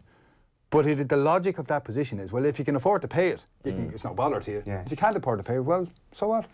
My point here is that this ECB situation is a bit of a warning sign, and we don't necessarily have to view rugby into the future, even behind a paywall, as going the same way as cricket. If that attitude prevails in rugby, then the sport might be doomed. But I'd like to think that perhaps the IRFU in particular wouldn't go down that route, that actually they would accept that this money that would be brought in as a result of a huge pay-per-view package would actually go back into the grassroots, would go back into ensuring that rugby still is prominent in Irish society. Well, yes, but that's setting up a binary where it's either or. Like what you do with your money is your decision. It is true, but you must plan both short term and long term. You plan too much of a long term in sport, the short term ends up being a disaster, and you can't compete. That's fascinating, because you will have seen from, I know you say you don't go to Congress, you will have seen the weekend there were figures in relation to the county board spend versus the spend on the grassroots, and it's actually shocking. And it's a keeping up with the Joneses, whereas so if Offaly are doing it, Laois have to do it or whatever, but basically throwing money at the elite, whatever it is, 0.1% at the behest of... Well, the Laois lads always follow us, so that's kind of normal. There's no in everything. That's a kind do you know what I mean? Like, it's so... They're living in the shadow of a superior civilization. They are. Some of whom I met at the weekend, Tom Malone in particular, at a Ballinasloe Free night, but like you can't just trust that the money will be spent properly. And if you're going into the elitist kind of area, then I think you're going down a dodgy road. I agree with that, and the race to the idea, this is what happens in an industry. People find new ways in every industry to make money, and you make yourself relevant. Making money in an industry, you do that by making yourself relevant within that industry, and you wrap everything gets wrapped around that, and it becomes a snowball effect. And the sport demands more money at every opportunity. But there's a cautionary tale here for people who plough all their money into one area of it as against another, and it's Irish soccer, domestic soccer in the 50s and 60s, and look what happened. Look at the amount of money that flowed into the game from huge crowds appearing everywhere, and where did it go? Wasted. So just to sum up, Paul, before we let you go, because I know you need to run, you sound a little bit more positive about this than, say, the GAA going behind. The GAA is an amateur sporting organisation which is supposedly community based, which is supposed to be accessed to all. So the logic of the GAA is completely different. It's an entirely different argument, in my view. But at the same time, you would have reservations about putting this behind a paywall, but only if the money is spent incorrectly. Whereas actually, if the IRFU I'm selfish here. I want to not have to pay for these games. I want to be able to watch them. I think in the broader fabric of sport in the country, it is better if there are more games. The desire of people to exercise their freedom by paying more money for something amuses me. I think the idea that this is somehow something that it's an act of freedom that does down RTE or TV or Virgin Media or whoever would give the games to Sky. Do you really want to pay for it? Like, is the idea that you should do that? And let's be clear about this. This is not the IRFU. It is not Sky Sports giving the IRFU or whatever pay TV company giving the IRFU a whole load of money. This is the subscriber who pays their money giving the IRFU or whoever lots more money. Yeah, very true. Listen, Paul, always great to chat to you. Thanks a million for popping in this morning. We've got Tom Malone standing by to bring us up to speed on everything that's happening in the world of sport this morning. Before that, here is Dan Toohey, the recently retired rugby player who was chatting to Joe Malloy last night. Here's what he had to say about Joe Schmidt. Joe knew the buttons to push on me to get me going, but he also, he may not have known that when he pushed certain buttons or didn't push them, he certainly knew how to break me. And it was a tough time for me at times with Joe. So I played some good rugby in and around the Irish squad and a few times for Joe, but I also played some of my worst rugby in an Ireland jersey. Right. I can sit here and honestly say I probably came in a little bit overweight.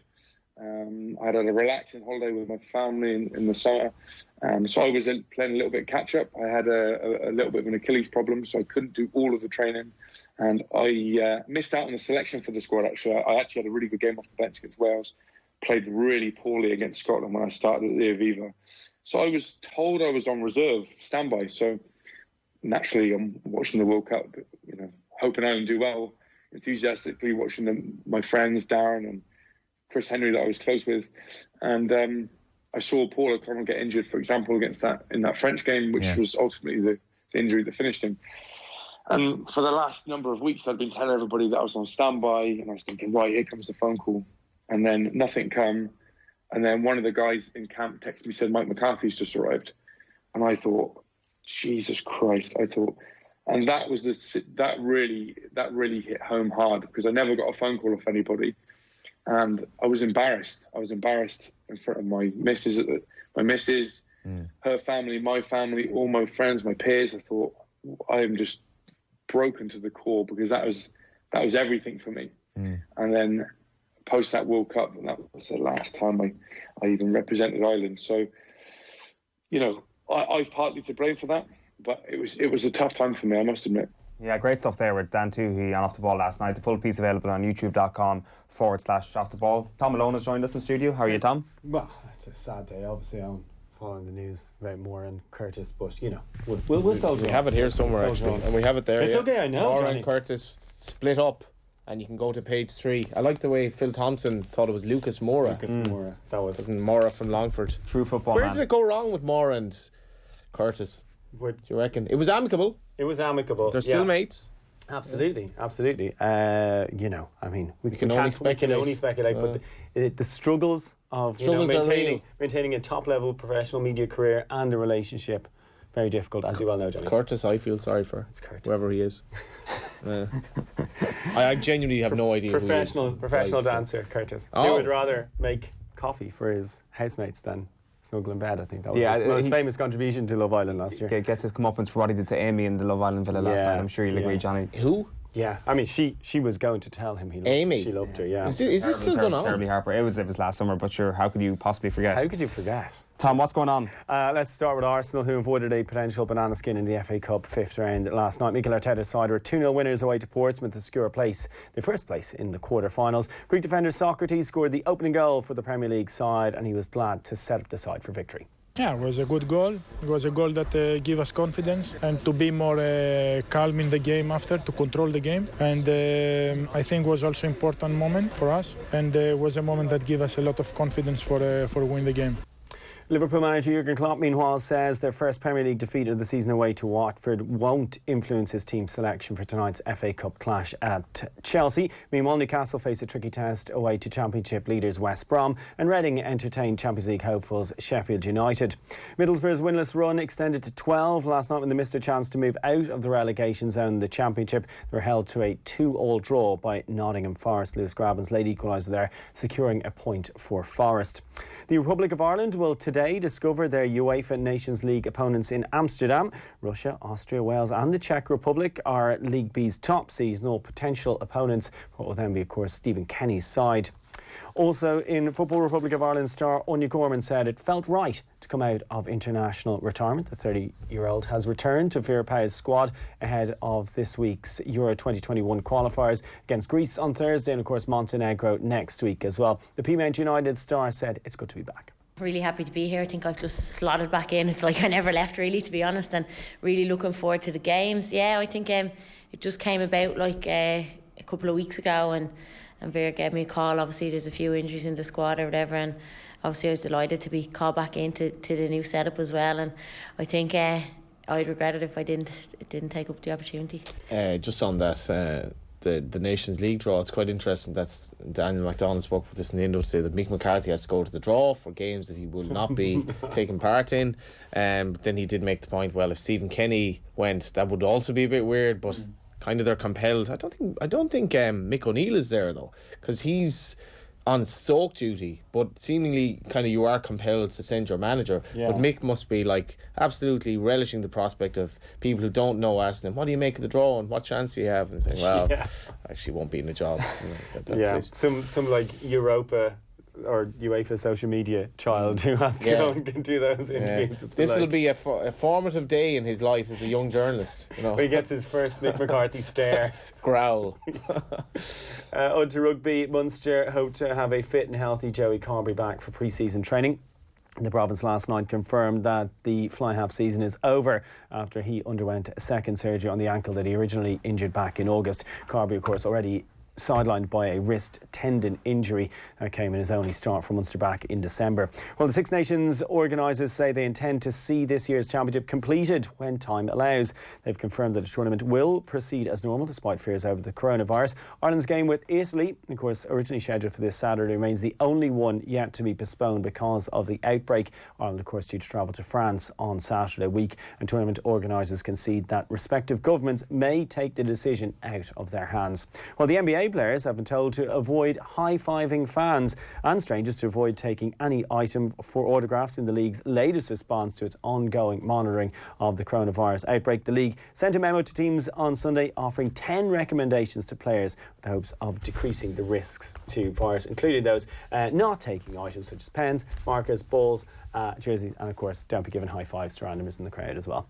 Penultimate story in boxing. Eddie Hearn says he's been in regular contact with Tyson Fury's promoter Bob Arum about a potential heavyweight unification bout with Anthony Joshua. It was confirmed yesterday that Joshua will face Bulgarian Kubrat Pulev in the Tottenham Stadium on June 20th, while Deontay Wilder has triggered his rematch clause with Fury. But Hearn is hoping for a unification bout between Fury and Joshua in December. And finally, racing, just a week to go, of course, until the Cheltenham Festival. Racing action this afternoon is the rescheduled meeting at Navan. First going to post there at 20 to 2. Good stuff, Tom. Thanks for that. It is 8:55 on this Tuesday morning. You're watching OTB AM, and it is time to turn to Spanish football. Graham Hunter, a very good morning to you. So we'll talk El Clásico. I think it's the only place to start, really. Madrid's first win against Barcelona in the league since 2016. But if you look at it from the actual entertainment point of view, I think it was El Mundo who described the game as decrepit at one point. Gerard Piqué, who was kind of gracious in defeat but still admitted that it was the worst Real Madrid team that he's faced in recent times. It paints a picture that, sure, it's a great result for Real Madrid, but not exactly a great night for El Clásico. Yeah, you don't invite me on here to be a cheerleader for anything. And this made a pair. The 0-0 draw at the Camp Nou was technically better than this in terms of strategy, the way that individual players shone. In fact, probably better in terms of the quality of football overall, but no goals. This will be remembered because we got 2 goals, 2 strange goals. It was very important for Madrid not to go 5 points behind. But if you're bandying about quotes to me, then Jorge Valdano, not for the first time on, got it right in the lead up. He said, this is the meeting of 2 cojos, two sides that are lame. And we haven't got the time on the show nor on this slot to pin down all the things that ail Spain's 2 biggest teams, which nonetheless are still fighting a head-to-head battle for the title. With 12 matches remaining, none of the other teams are yet good enough to catch them. But particularly in the second half, we simply saw a Real Madrid able to win because, and these are not phrases that I've used with you on this show over the years, they won more 50-50 balls. They won second balls more often. They sprinted and ran past their man more often. I'd love to try to tell you that there was a massive surge in some sort of tactical master play in the second half from Zidane. There wasn't. It took him far too long to put anybody, it happened to be Mariano, born nearer the Camp Nou than the majority of the Barca players, against Jordi Alba, who was knackered, who'd come back early from hamstring problem, probably shouldn't have played. Kudos to him for saying, I'm up for it, but from about halftime onwards, Jordi Alba was knackered. Zidane could have put another striker on, played down Madrid's right, tested Alba, where the second killer goal finally came from with 90 minutes and added time. So what we watched was, again, a side that, even though there's a tiny margin between them, a point at the moment, said to you over a few weeks now, I think Madrid will win the title. I think they are the better squad, the better 11. I think they're in better shape. Not by much, but I think they're champions-elect. Nonetheless, we saw them winning a Clásico that I find it hard to remember, even going back 20 years, when it's been as 2 sides as in disarray as these 2 are at the moment on. Yeah, it seems that way. And obviously, you look at the performance of Lionel Messi on Sunday, and there has to be a few warning signs, I guess. Like, you can blame it on the way Barcelona play in terms of almost replicating Argentina at this point, just forcing the issue sometimes with Lionel Messi. That probably contributes hugely to how many times he lost possession over the course of the night. But then you had someone like Marcelo celebrating his dispossession like it was a goal. You're shaking your head there, Graham. I am, Owen, because, you know, it's our job, broadcasting, writing, to tell it as we see it, to take risks, to sometimes not deliberately seek opprobrium and clicks. That's nonsense. And my life is better because of Leo Messi, starting with being a lover of football, and he makes your heart soar. I don't care if you're Barcelona or Argentina or not. He's changed my professional career. It's been a privilege to be working and to be alive in the era of Leo Messi. But since November, I've been writing consistently, broadcasting, that Lionel Messi is wildly off form for his standards. Sometimes the goals keep coming. Last week against Eibar, he hit 4. The assists have flowed, and you can say because he's so extraordinary that he's still been head and shoulders above his teammates. But the things you picked up on because you're astute, if you think about the number of times in the way in which the ball is lost, he always had a high percentage of losing possession because he's the guy who takes risks. He's the guy in the final sprint where the tackles come flying in, where teams mark him with 3 or 4 players, and yet on form he still gets away from them. Now these things you were highlighting, where the ball is given away needlessly, where he's tackled and he can't run after the player. For example, when Marcelo sprinted, you talked about when Messi was right through, I think from a De Jong pass, he'd been wildly offside, walked back, hit the line of offside, spiraled, and De Jong released him. At that point, Marcelo caught him easily. Now, Marcelo is leaner. Marcelo is in better physical shape than he's been for quite some time. But in the old days, that wouldn't have been a contest. And again, Messi choosing to go into little dark areas of the pitch when he's got the ball at his feet, that he would automatically, irrespective of his physical shape, his brain would have said to him, now release, play the wall pass, dribble left, not right. Since November, he has been repeatedly making these errors.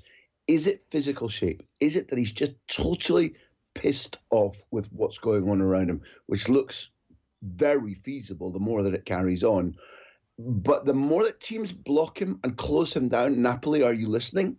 The more in which it's difficult for him to get by teams other than doing the things that make him a genius, the more he's begun to look like a player who's easily asphyxiated.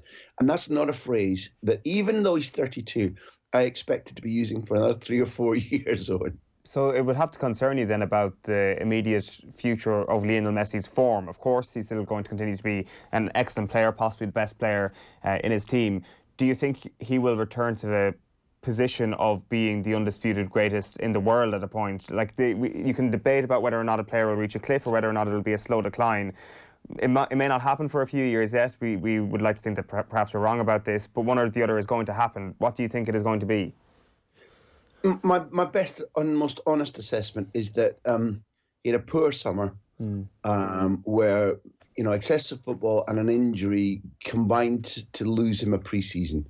He got injured again almost as soon as he came back. He then had, in the 5, 6, 7 weeks leading up to the awards, where he won both Best and Ballon d'Or, he was playing not only a high goal football, but he was playing with electricity in his boots. It was tantalising. It was brilliant. And then in this instance, the decline began to look slow, and then it kind of fell off a cliff in terms of individual form. The stats look good because if he's given space, then fine. But in my honest opinion, it's a combination of the fact that physically he reached this season getting buffeted about by bad injuries, a calf problem that wouldn't go away. And he is looking around himself and saying, they promised me better players. They promised me a brand of football that suited me. I've lost Suarez, his best strike partner ever. We're not very good. His interview before the Napoli match said, if we don't stop committing little tonterias, little stupidities on the pitch, then we're not good enough to win the European Cup. My diagnosis is that both physical and mental right now, he's treading water.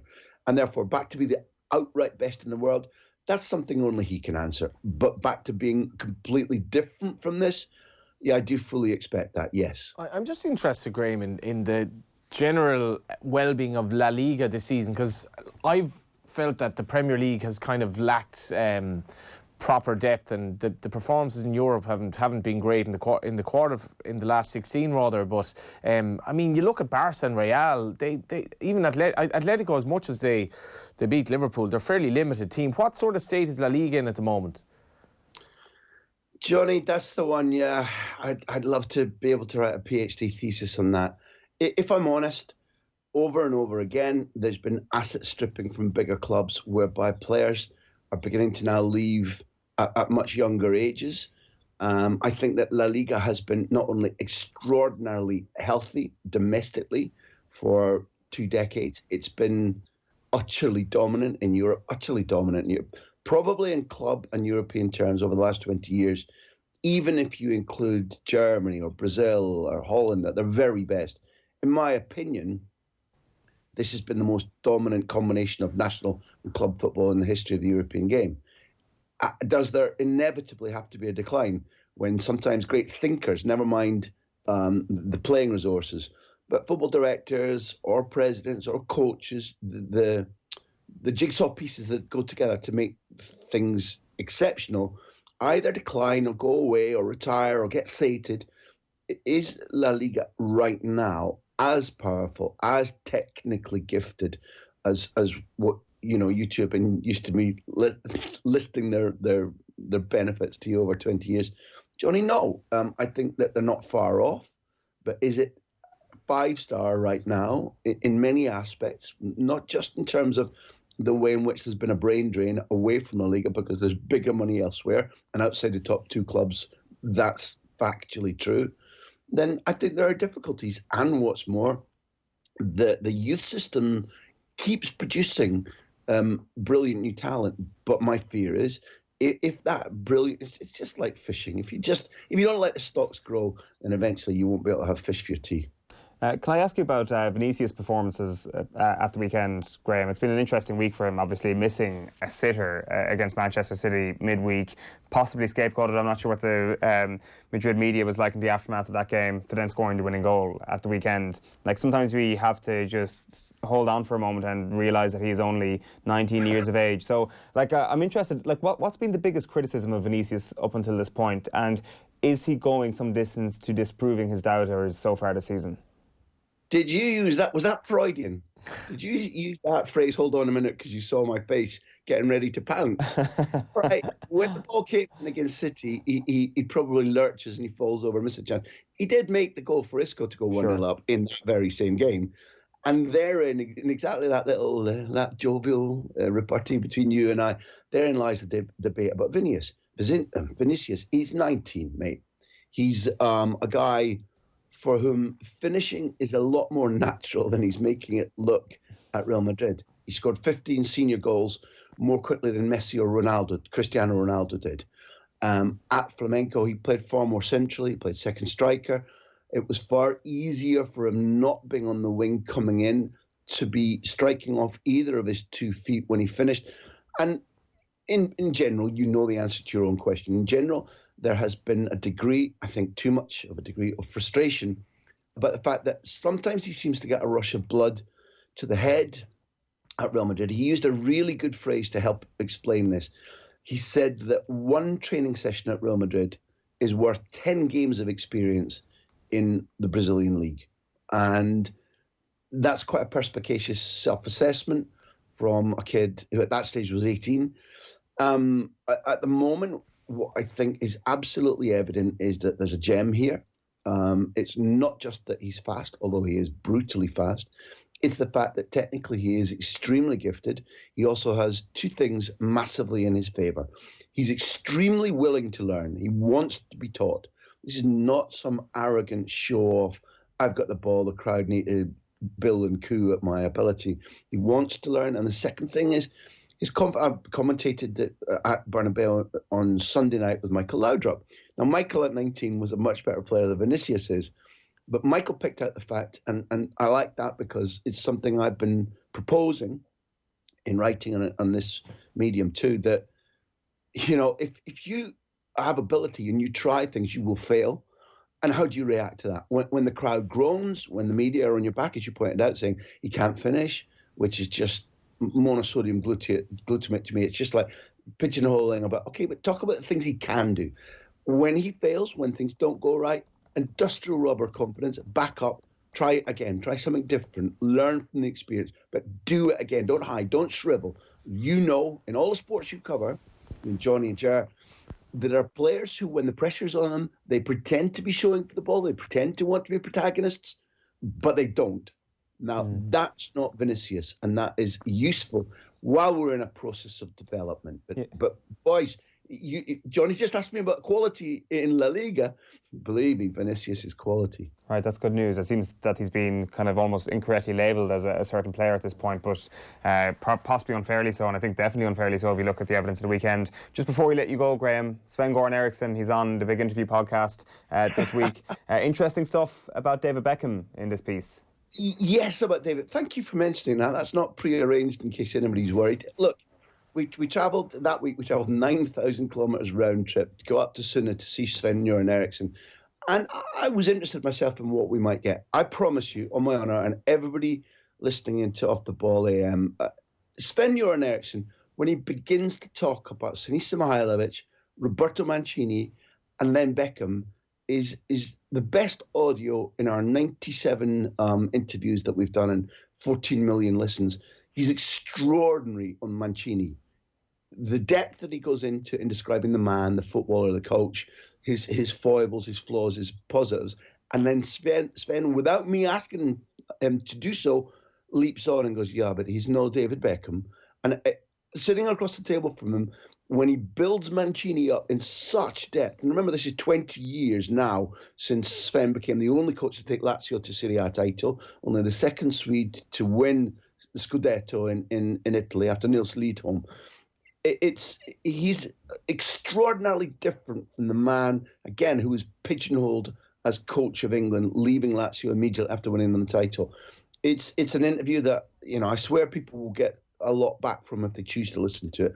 He's an extraordinarily interesting and still very, very vital man.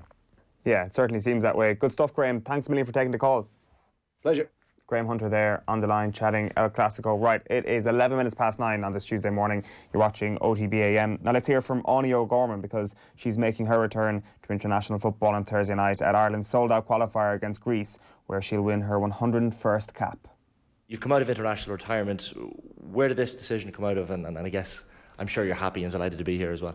Yeah, I think so. I am really happy to be here. I think I've just slotted back in. It's like I never left, really, to be honest, and really looking forward to the games. Yeah, I think it just came about like a couple of weeks ago, and Vera gave me a call. Obviously, there's a few injuries in the squad or whatever, and obviously I was delighted to be called back into the new setup as well. And I think I'd regret it if I didn't take up the opportunity. There's obviously a bit of I guess injury crisis is a bit of a strong word to use it in defence. We're more commonly seeing you closer to the opposition goal, but is it fair to say that you're kind of going to be utilised in a more defensive role this time around?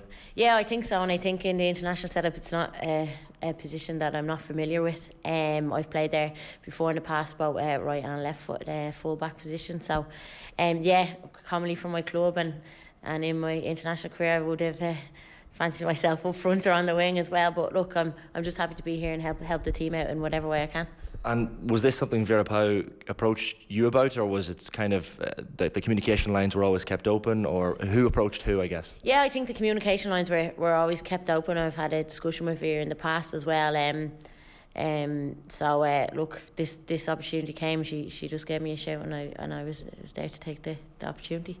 I'm sure you've been keeping track of a lot of the recent results in Group I. It's quite a tight group. Obviously 2 wins and a draw. Perhaps the draw against Greece was a little bit disappointing given it was such a late equaliser, but it's probably fair to say this game on Thursday night against Greece and next Wednesday against Montenegro away, 6 points from 6 is a must. Yeah, I think so. I think that has to be the goal, 6 from 6, if you want to maintain that second position in the group and look forward to qualification. I think it was just the nature in the way the girls can see the goal late in the game, but look, we'll be looking to put that right in Tala on Thursday. You've got some Peamount United colleagues with you as well, Claire Walsh, I know, Nia Farrelly and a few others as well. Stephanie Roach not on the panel this time, but of course she's back with Peamount now as well. That must make it quite easy to slot in. Obviously you're one of the more experienced players, but it must be nice to have a few of the Peamount girls in the team as well. Yeah, I think it's great, and obviously it's great for the Women's National League as well, that there's representation from the league and obviously Peamount, the club as well. And look, we've got a great squad now moving into this season, and with European football coming up as well. So yeah, no, it's brilliant. And look, I would have been still in touch with a lot of the girls and still quite close to the girls from previous squads. What impact has Vera had so far? Obviously she came in, I think it was last September. So we're around 6 months in the job now, so enough time to probably put a label on how she's doing so far. But no complaints from the players, I guess? No, I don't think so. I think Vera's very approachable. She's very clear in her philosophy and the way we're going to play, and it is quite an attacking kind of style of football, and put pressure on teams when needs be as well. So it's quite a nice, relaxed environment, very professional as well, and it's clear in the philosophy. So I think everyone seems really happy around camp. This is OTB Sports Radio, Thursday Night Football with John Giles. Who was that talking? Troy Deeney. Well, I think he should keep his mouth shut and have more respect for the opposition when he plays against them. And look at himself. If he was such a great player, was able to do all the things that he's talking to other people not doing, he wouldn't be on the bench. He'd be out there playing. The best analysis of all the week's football from Ireland's #1 football man. Obviously, after the Anya Gorman disaster, it was thrust on Bobby, and there was an awful lot of pressure on Bobby. He was carrying the team, and he handled himself brilliantly. He played unbelievable stuff. John Giles, every Thursday at 7:30 p.m. on OTB Sports Radio, live 24/7 on the Go Loud app. 9:15, you're watching OTB AM, and it is Technology Tuesday with Jess Kelly, our newly christened slot there. I'm very, very proud of myself. I feel like Don Draper right now. Just came off with it there. Alliteration at 9:15 in the morning is impressive. Yeah, well done. Absolutely fantastic. It is News Talk's tech correspondent Jess Kelly. You're very welcome. Thank you very much. We might start with the coronavirus. We've been chatting about it all morning. Yes. We've been locked in the studio away for the last 2 hours. There's been a couple of new developments. There have, yeah. So yesterday evening, you may have seen the news, Google announced that it was going to encourage its 8,000 employees in Dublin to work from home. This is anyone who's working on the Barrow Street offices. So anyone familiar with Dublin will know that Google have 2 big buildings in the heart of the city. And an employee yesterday reported with flu-like symptoms. They don't think it's coronavirus. It's not been confirmed as coronavirus, but they've taken this opportunity to push everyone to test a work-from-home day. What impact would it have on the company? Can everyone get their stuff done? If not, what do they need to implement? Because it could happen that a case of coronavirus does hit any of these big companies and then they have to adapt. What's happened this morning is that Twitter, their global HR chief, has issued a blog post, as you do, saying that, again, they're encouraging all of their staff from around the world to work from home if they can. The key point is that they're saying their business and their offices are still open. So if someone would prefer to go into the office or if they can't work from home, they are welcome to go in, but they are very much about containing the virus. All around the world, it's not just here in Dublin. They have about 5,000 employees. Last week, they put a stop on any non-essential travel and any events. And I think that's something that we're going to see more of. So we know, obviously, rugby's been impacted thus far. It's likely that more and more of these events, we know it's International Women's Day coming up on Sundays, a lot of events, a lot of these big corporate companies are hosting events. I'd say a lot of those are, under the spotlight now, saying, do we really need to have all of these people coming into our offices or going to one venue for an hour or 2 hours for this event? So I'd say there's going to be a lot of questions. I know the Cabinet is meeting this morning and we're expecting to hear from Simon Harris later on today about what could happen. Well, that's the key thing, because all the newspapers this morning are positive on the sports front, but it's not up to the sports bodies. Nope. It's up to Simon Harris, it's up to the government to actually tell us whether or not these events are going to go ahead. So it's actually a little bit futile reading the Six Nations have met in Paris and they've given the green light to this sort of thing. It's not their call. It's interesting as well that Simon Harris was given a bit of a chastising or rapping the knuckles from Leo Varadkar, according to the Business Post the weekend, for the way he dealt with the Ireland-Italy game. So he's going to be very keen to be very, very forthright from here on about how he deals with these things. Yeah, I think it has to be acknowledged that no minister, no politician, no person wants to be faced with pulling the plug on something that brings a hell of a lot of money into a city or a country or indeed a business. So I think none of these decisions will be taken lightly, but if you've watched any of the press conferences with the Chief Medical Officer over the last number of days, they're taking it as seriously as they can. I saw some people last night taking the mick because the Deputy Chief Medical Officer was drawing little stick men trying to illustrate how the disease or the illness is passed from person to person. But it is something serious, and I think if you listen to what Simon Harris was saying, particularly around the decision about the rugby, Like if you're sitting in a stadium for a few hours next to a large group of people who are all shouting and spitting and being gross all around you, do you really want to take that risk just for the sake of a game that could be postponed or put on at a later date? I do think a lot of businesses around the country now this morning will be having that, conversation of what is essential and what is not essential. And, I know a lot of my friends who work in different organisations will be going in saying, do we have the tools to work from home? GDPR, which is my favourite topic in the world, comes into play because you may have a laptop that can hook up to the internet and a phone that can call out, but from data protection point of view, can you access confidential work files out of the workplace? All of these sort of unsexy subjects come into play, and what we don't want is it having a huge impact on our economy, as we heard it could do yesterday. But again, it's worth noting we only have one confirmed case in the country at this moment in time. All of this stuff is precaution, and people are, encouraged to go to the HSE website and follow the advice that's there. Yeah, absolutely. I think as well, though, from what we're seeing today, when you actually think about it, the Italy game was the only real one that we had to deal with. Everything, like our big sporting events, are in Cheltenham, in Paris, in Slovakia. So that's, I guess, away from our shores a little bit. So we went to see what other governments say as well. We wanted to talk about virtual reality this morning, Jess. Yeah. We've spoken about this with you before on the show, where you told us about this brave new world where you put on a headset and you will feel like you're at a golf course, for example. What golf course? I can't even remember what golf course it was that implemented this in the first place. And you start to think to yourself, this is going to happen very quickly because it's a very immersive experience. Yeah. And it seems that it's kind of stalled a little bit in the last couple of years. Yeah, so I think it was 3 or 4 years ago that we were talking about that on the show. And, you put the headset on and you can walk up to the 18th tee or whatever it is and you can get that full experience. And it did seem to die away. I think what happened with virtual reality was the novelty factor came into play. I remember a few years ago, all of us here in the office being taken into one of the studios to try on this big Oculus Rift headset. And the extent of what they could do was make you feel like you're going on a roller coaster. So you're sitting in a chair, but you're simulated to go through a roller coaster. And all that really happened was we all kind of wanted to puke after 5 minutes. That was the height of it. So it didn't really go anywhere in terms of us seeing the value in buying into it. What then happened was a number of companies like PlayStation brought out their PSVR, and it became a big thing in gaming. So again, when the PSVR came out, we had it here in the office and everyone got to feel like Batman for a few minutes and could pick up things off the bat belt and throw them. And that was, again, fun and cool. But these files, and again, it comes down to uncool stuff, but these video files and these game files were so massive that they couldn't actually produce enough games to warrant people going out and buying the headset and keeping up that appetite.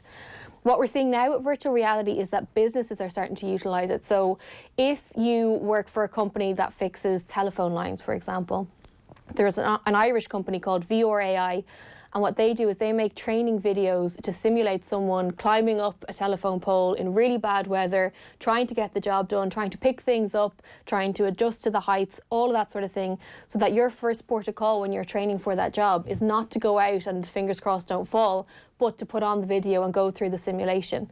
We're seeing it when I was in the UK last year. The West Midlands Police are using virtual reality.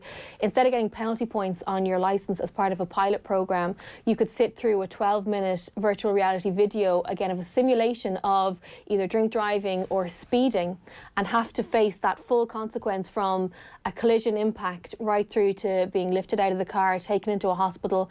And it is one of the most upsetting, horrific, shaky to your core kind of simulations that I've ever experienced. And so there are real world cases for it.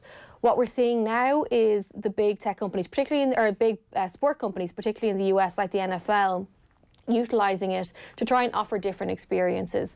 The one we're seeing most impact at the moment is if a player is injured and they're out of the game for a long period of time, they can wear the VR headset to firstly get the simulation of being back on the field, being back involved in the game, but also try and simulate the reality so that their mental sharpness stays and their plays get up to speed on what they're seeing in front of them. Exactly, yeah. And you may think, we survived long enough. The video that we're showing there is actually a video from the NFL. And although it looks like, I actually recorded this myself this morning. So you can go on to YouTube now and you can put in NFL 360 video. And if you have a VR headset at home, if you put that on, you can actually look all around you. So if you look up, you'll see the ceiling. If you look around, you'll see behind you, all of these different things. And again, you see when we're on the pitch there, you can see the players running by you, you can go up towards the referee, you can look out into the crowd when someone scores and just get a different perspective. So from a fan's point of view, that's what's happening in the NFL now. The way this is set up is you can buy 360 cameras. So the one that we had in the studio a few years ago was the Samsung 360. And it just captures every single bit that you can see there now. What a lot of them are doing is having sort of a bouquet of GoPros shooting in every direction, being processed really quickly to offer that experience. Again, if you think of what you were doing at the Rugby World Cup, imagine what we could get from some of your video vox pops if you had that full 360. Nobody wants to see that. I do. You could get that full 360 experience. The way this is supposed to work, and the thing that I'd be interested to see what your take is, that so you put on the headset, which is like it's like a goggles, like a big black box that you put on over your eyes, and then for it to fully work, you're supposed to have headphones in, so that you are completely immersed and you are getting that full simulation. But if you're a fan watching at home, is that really how you want to experience sport? Do you want to be able to look behind you and see someone screaming in the crowd, or look to your right and see someone injured? I just don't know if, particularly in Ireland anyway, if the fan experience is that hungry for that type of immersion just yet. I think the answer to your question is no. Yeah. I think that there is a certain benefit actually to sitting at home, and that is... It would have been great in Tal on Saturday, like rather than in the middle of a storm. Yeah, exactly. And it was absolutely horrible. I was horrible afterwards. It would have been great then. Yeah, I get that, and I get the huge novelty value of being in your living room, turning around and seeing fans everywhere. But if you're in your living room watching whatever sport it is, there is a huge benefit to that, because there is a television company after producing the perfect camera angles for you. Why would you want to put on a VR headset and get a worse view of the game that you can just turn on your television and watch? Because you have a worse view at every game you attend. The reason you attend a game is not to see more. The reason you attend a game is to get the atmosphere and to cheer on your team. You're not supposed to be giving your team that audible support at the game, that you're not going to give them when you're at home. That's what I mean. So the reason to go is to support your team. The atmosphere, So the reason you go to a game is... So I just don't understand why you would do that from a remote location. I think because you can't influence the outcome, or you can't really experience what's going on in the stands around you. What the argument that I've heard again in the US, when I was at CES earlier this year, there was a huge push towards VR, and what they were saying from the fans' point of view is that if you want to go to something like the Super Bowl and you can't afford a ticket, if you buy one of these passes to watch the game, as a lot of people would, you could then buy a VR pass and you could get the simulation and the experience that you're there, and you get to experience the halftime show. I don't think we're there yet, but I do wonder if we're going to get there. As you can see there again, it is like you're standing there with them. One of the saddest videos I think I've ever seen in my entire life was the snooker player Ronnie O'Sullivan using a virtual reality headset, and he was holding a thing in his right hand and a thing in his left hand that simulated the cue. And he was so immersed in it that he forgot there wasn't a table, and he fell over onto his face. And it's on YouTube. Again, it's one of my favourite videos that you should definitely watch. Another way this is becoming a little bit popular, but I don't know if it's going to catch on, is in music as well. So Paul McCartney a few years ago invested in a VR company, and the idea is that somebody at one of his gigs will stand there with one of those 360 cameras, recording the sound, so that if you can't make it to the gig, if he's not coming to your town, or if you don't want to buy a ticket or can't afford to buy a ticket, you can pay like a tenner for the VR stream, put it on, and suddenly you're standing in the middle of a Paul McCartney gig in your house. I think that makes a little bit more sense than a sporting event. You don't need to see a replay of Paul McCartney's song. Well, once is enough. No disrespect. Second encore, there you go. Yeah, I don't know. I'm intrigued by it, and I do think we're going to see more and more of it. I do, for now anyway. I think What sort of bumps are we talking? What sort of money are we talking? For it, so you can buy the cheapo ones in little in Aldi for 30 quid. Really? Yeah, and you can put it in. A lot of it does depend on the phone that you have. So what you can do is, there are so many of these VR 360 videos on YouTube. If you want to go on and put that into YouTube, you will see a lot of them. That's the NFL one that we were just watching there now. And once you put it on, again, you're fully immersed. For the serious heavy-duty ones, and the ones that would be used in the cases like the NFL players who are injured, that kind of stuff, you are talking close to $1,000, maybe $2,000, because not only are you buying the heavy-duty headset, it's also fully wired into a big heavy-duty computer to ensure that it can play those big files. So it is very much like everything in the world of tech, very budget dependent, but it doesn't have to break the bank. Like, you can experience it. There's actually Google Cardboard that you can go on. If you put into Google Cardboard, you can download a template, build it, and make your own little one as well. So if you're into make and do, that's something for you. But as I said, I don't know that we're there yet in terms of me wanting to experience it. It certainly seems that way, but like, it seems that there's obviously a good bit of interest from investors to try and actually brush up this. This isn't the Nintendo Wii. It's not an immersive experience that is going to fizzle out over a period of time. It seems that there's enough investment in this because it is so versatile in terms of people with different interests to actually take this thing to the next level. So I'm all for it. I'm just interested to see how it develops over the next few years. Listen, Jess Kelly, thanks many for popping in. Thank you. It's Technology Tuesdays. It'll be back again at some time in the near future. TT Classic. Which is that? I think, is that not some sort of like sport where the TT, is that not the bikes maybe? Oh, the bike racing. TT? Yeah, I think so. We'll the speedway, you mean? Is that it sort of speedway? thing. TT. Could look it up. I could look it up in just a moment. It'd be good for the old become virtual very reality. arduous all of a sudden. We will be back in just a moment, but after his remarkable goal against Shamrock Rovers was seen across the world, Dundalk's Jordan Flores joined off the ball last night and discussed the set-piece plan that brought the strike together. I usually go out short for corners with Mickey, and after the goal I scored against Cork, we decided to switch it up and hopefully something would drop to me at the edge of the box.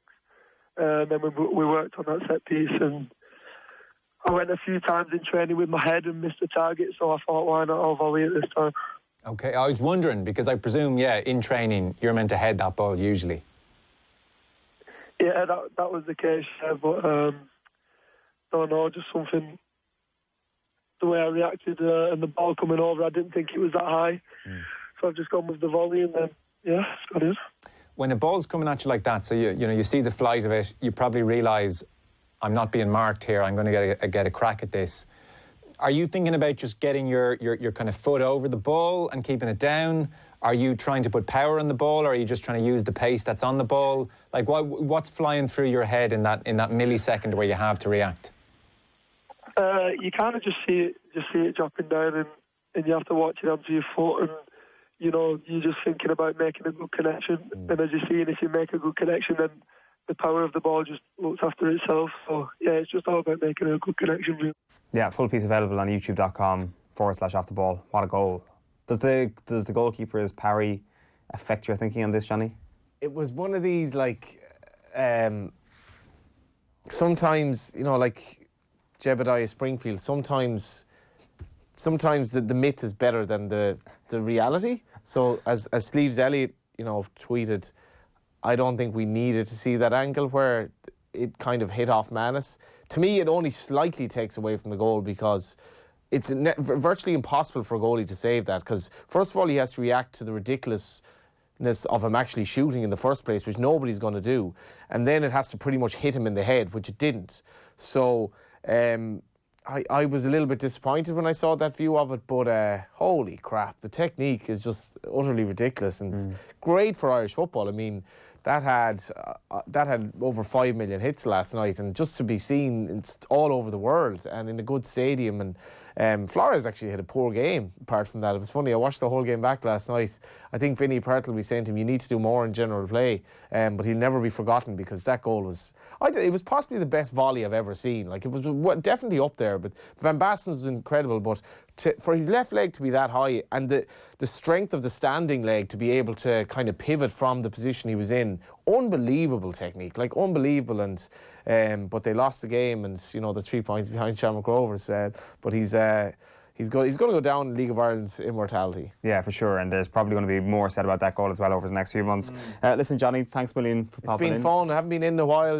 It's that early start, and you're groggy, but you feel better for it. A bit like going to the gym. Absolutely. From what I remember. If you don't see you, enjoy the stay next week, and Godspeed with Cheltenham. This is it. That is your lot this morning for OTB AM. We are back on air tomorrow morning from 7:30 in all the usual places. Don't forget, Off the Ball live tonight in your radios from 7 o'clock. We'll chat to you tomorrow morning. Bye-bye for now. OTB AM. This is OTB Sports Radio.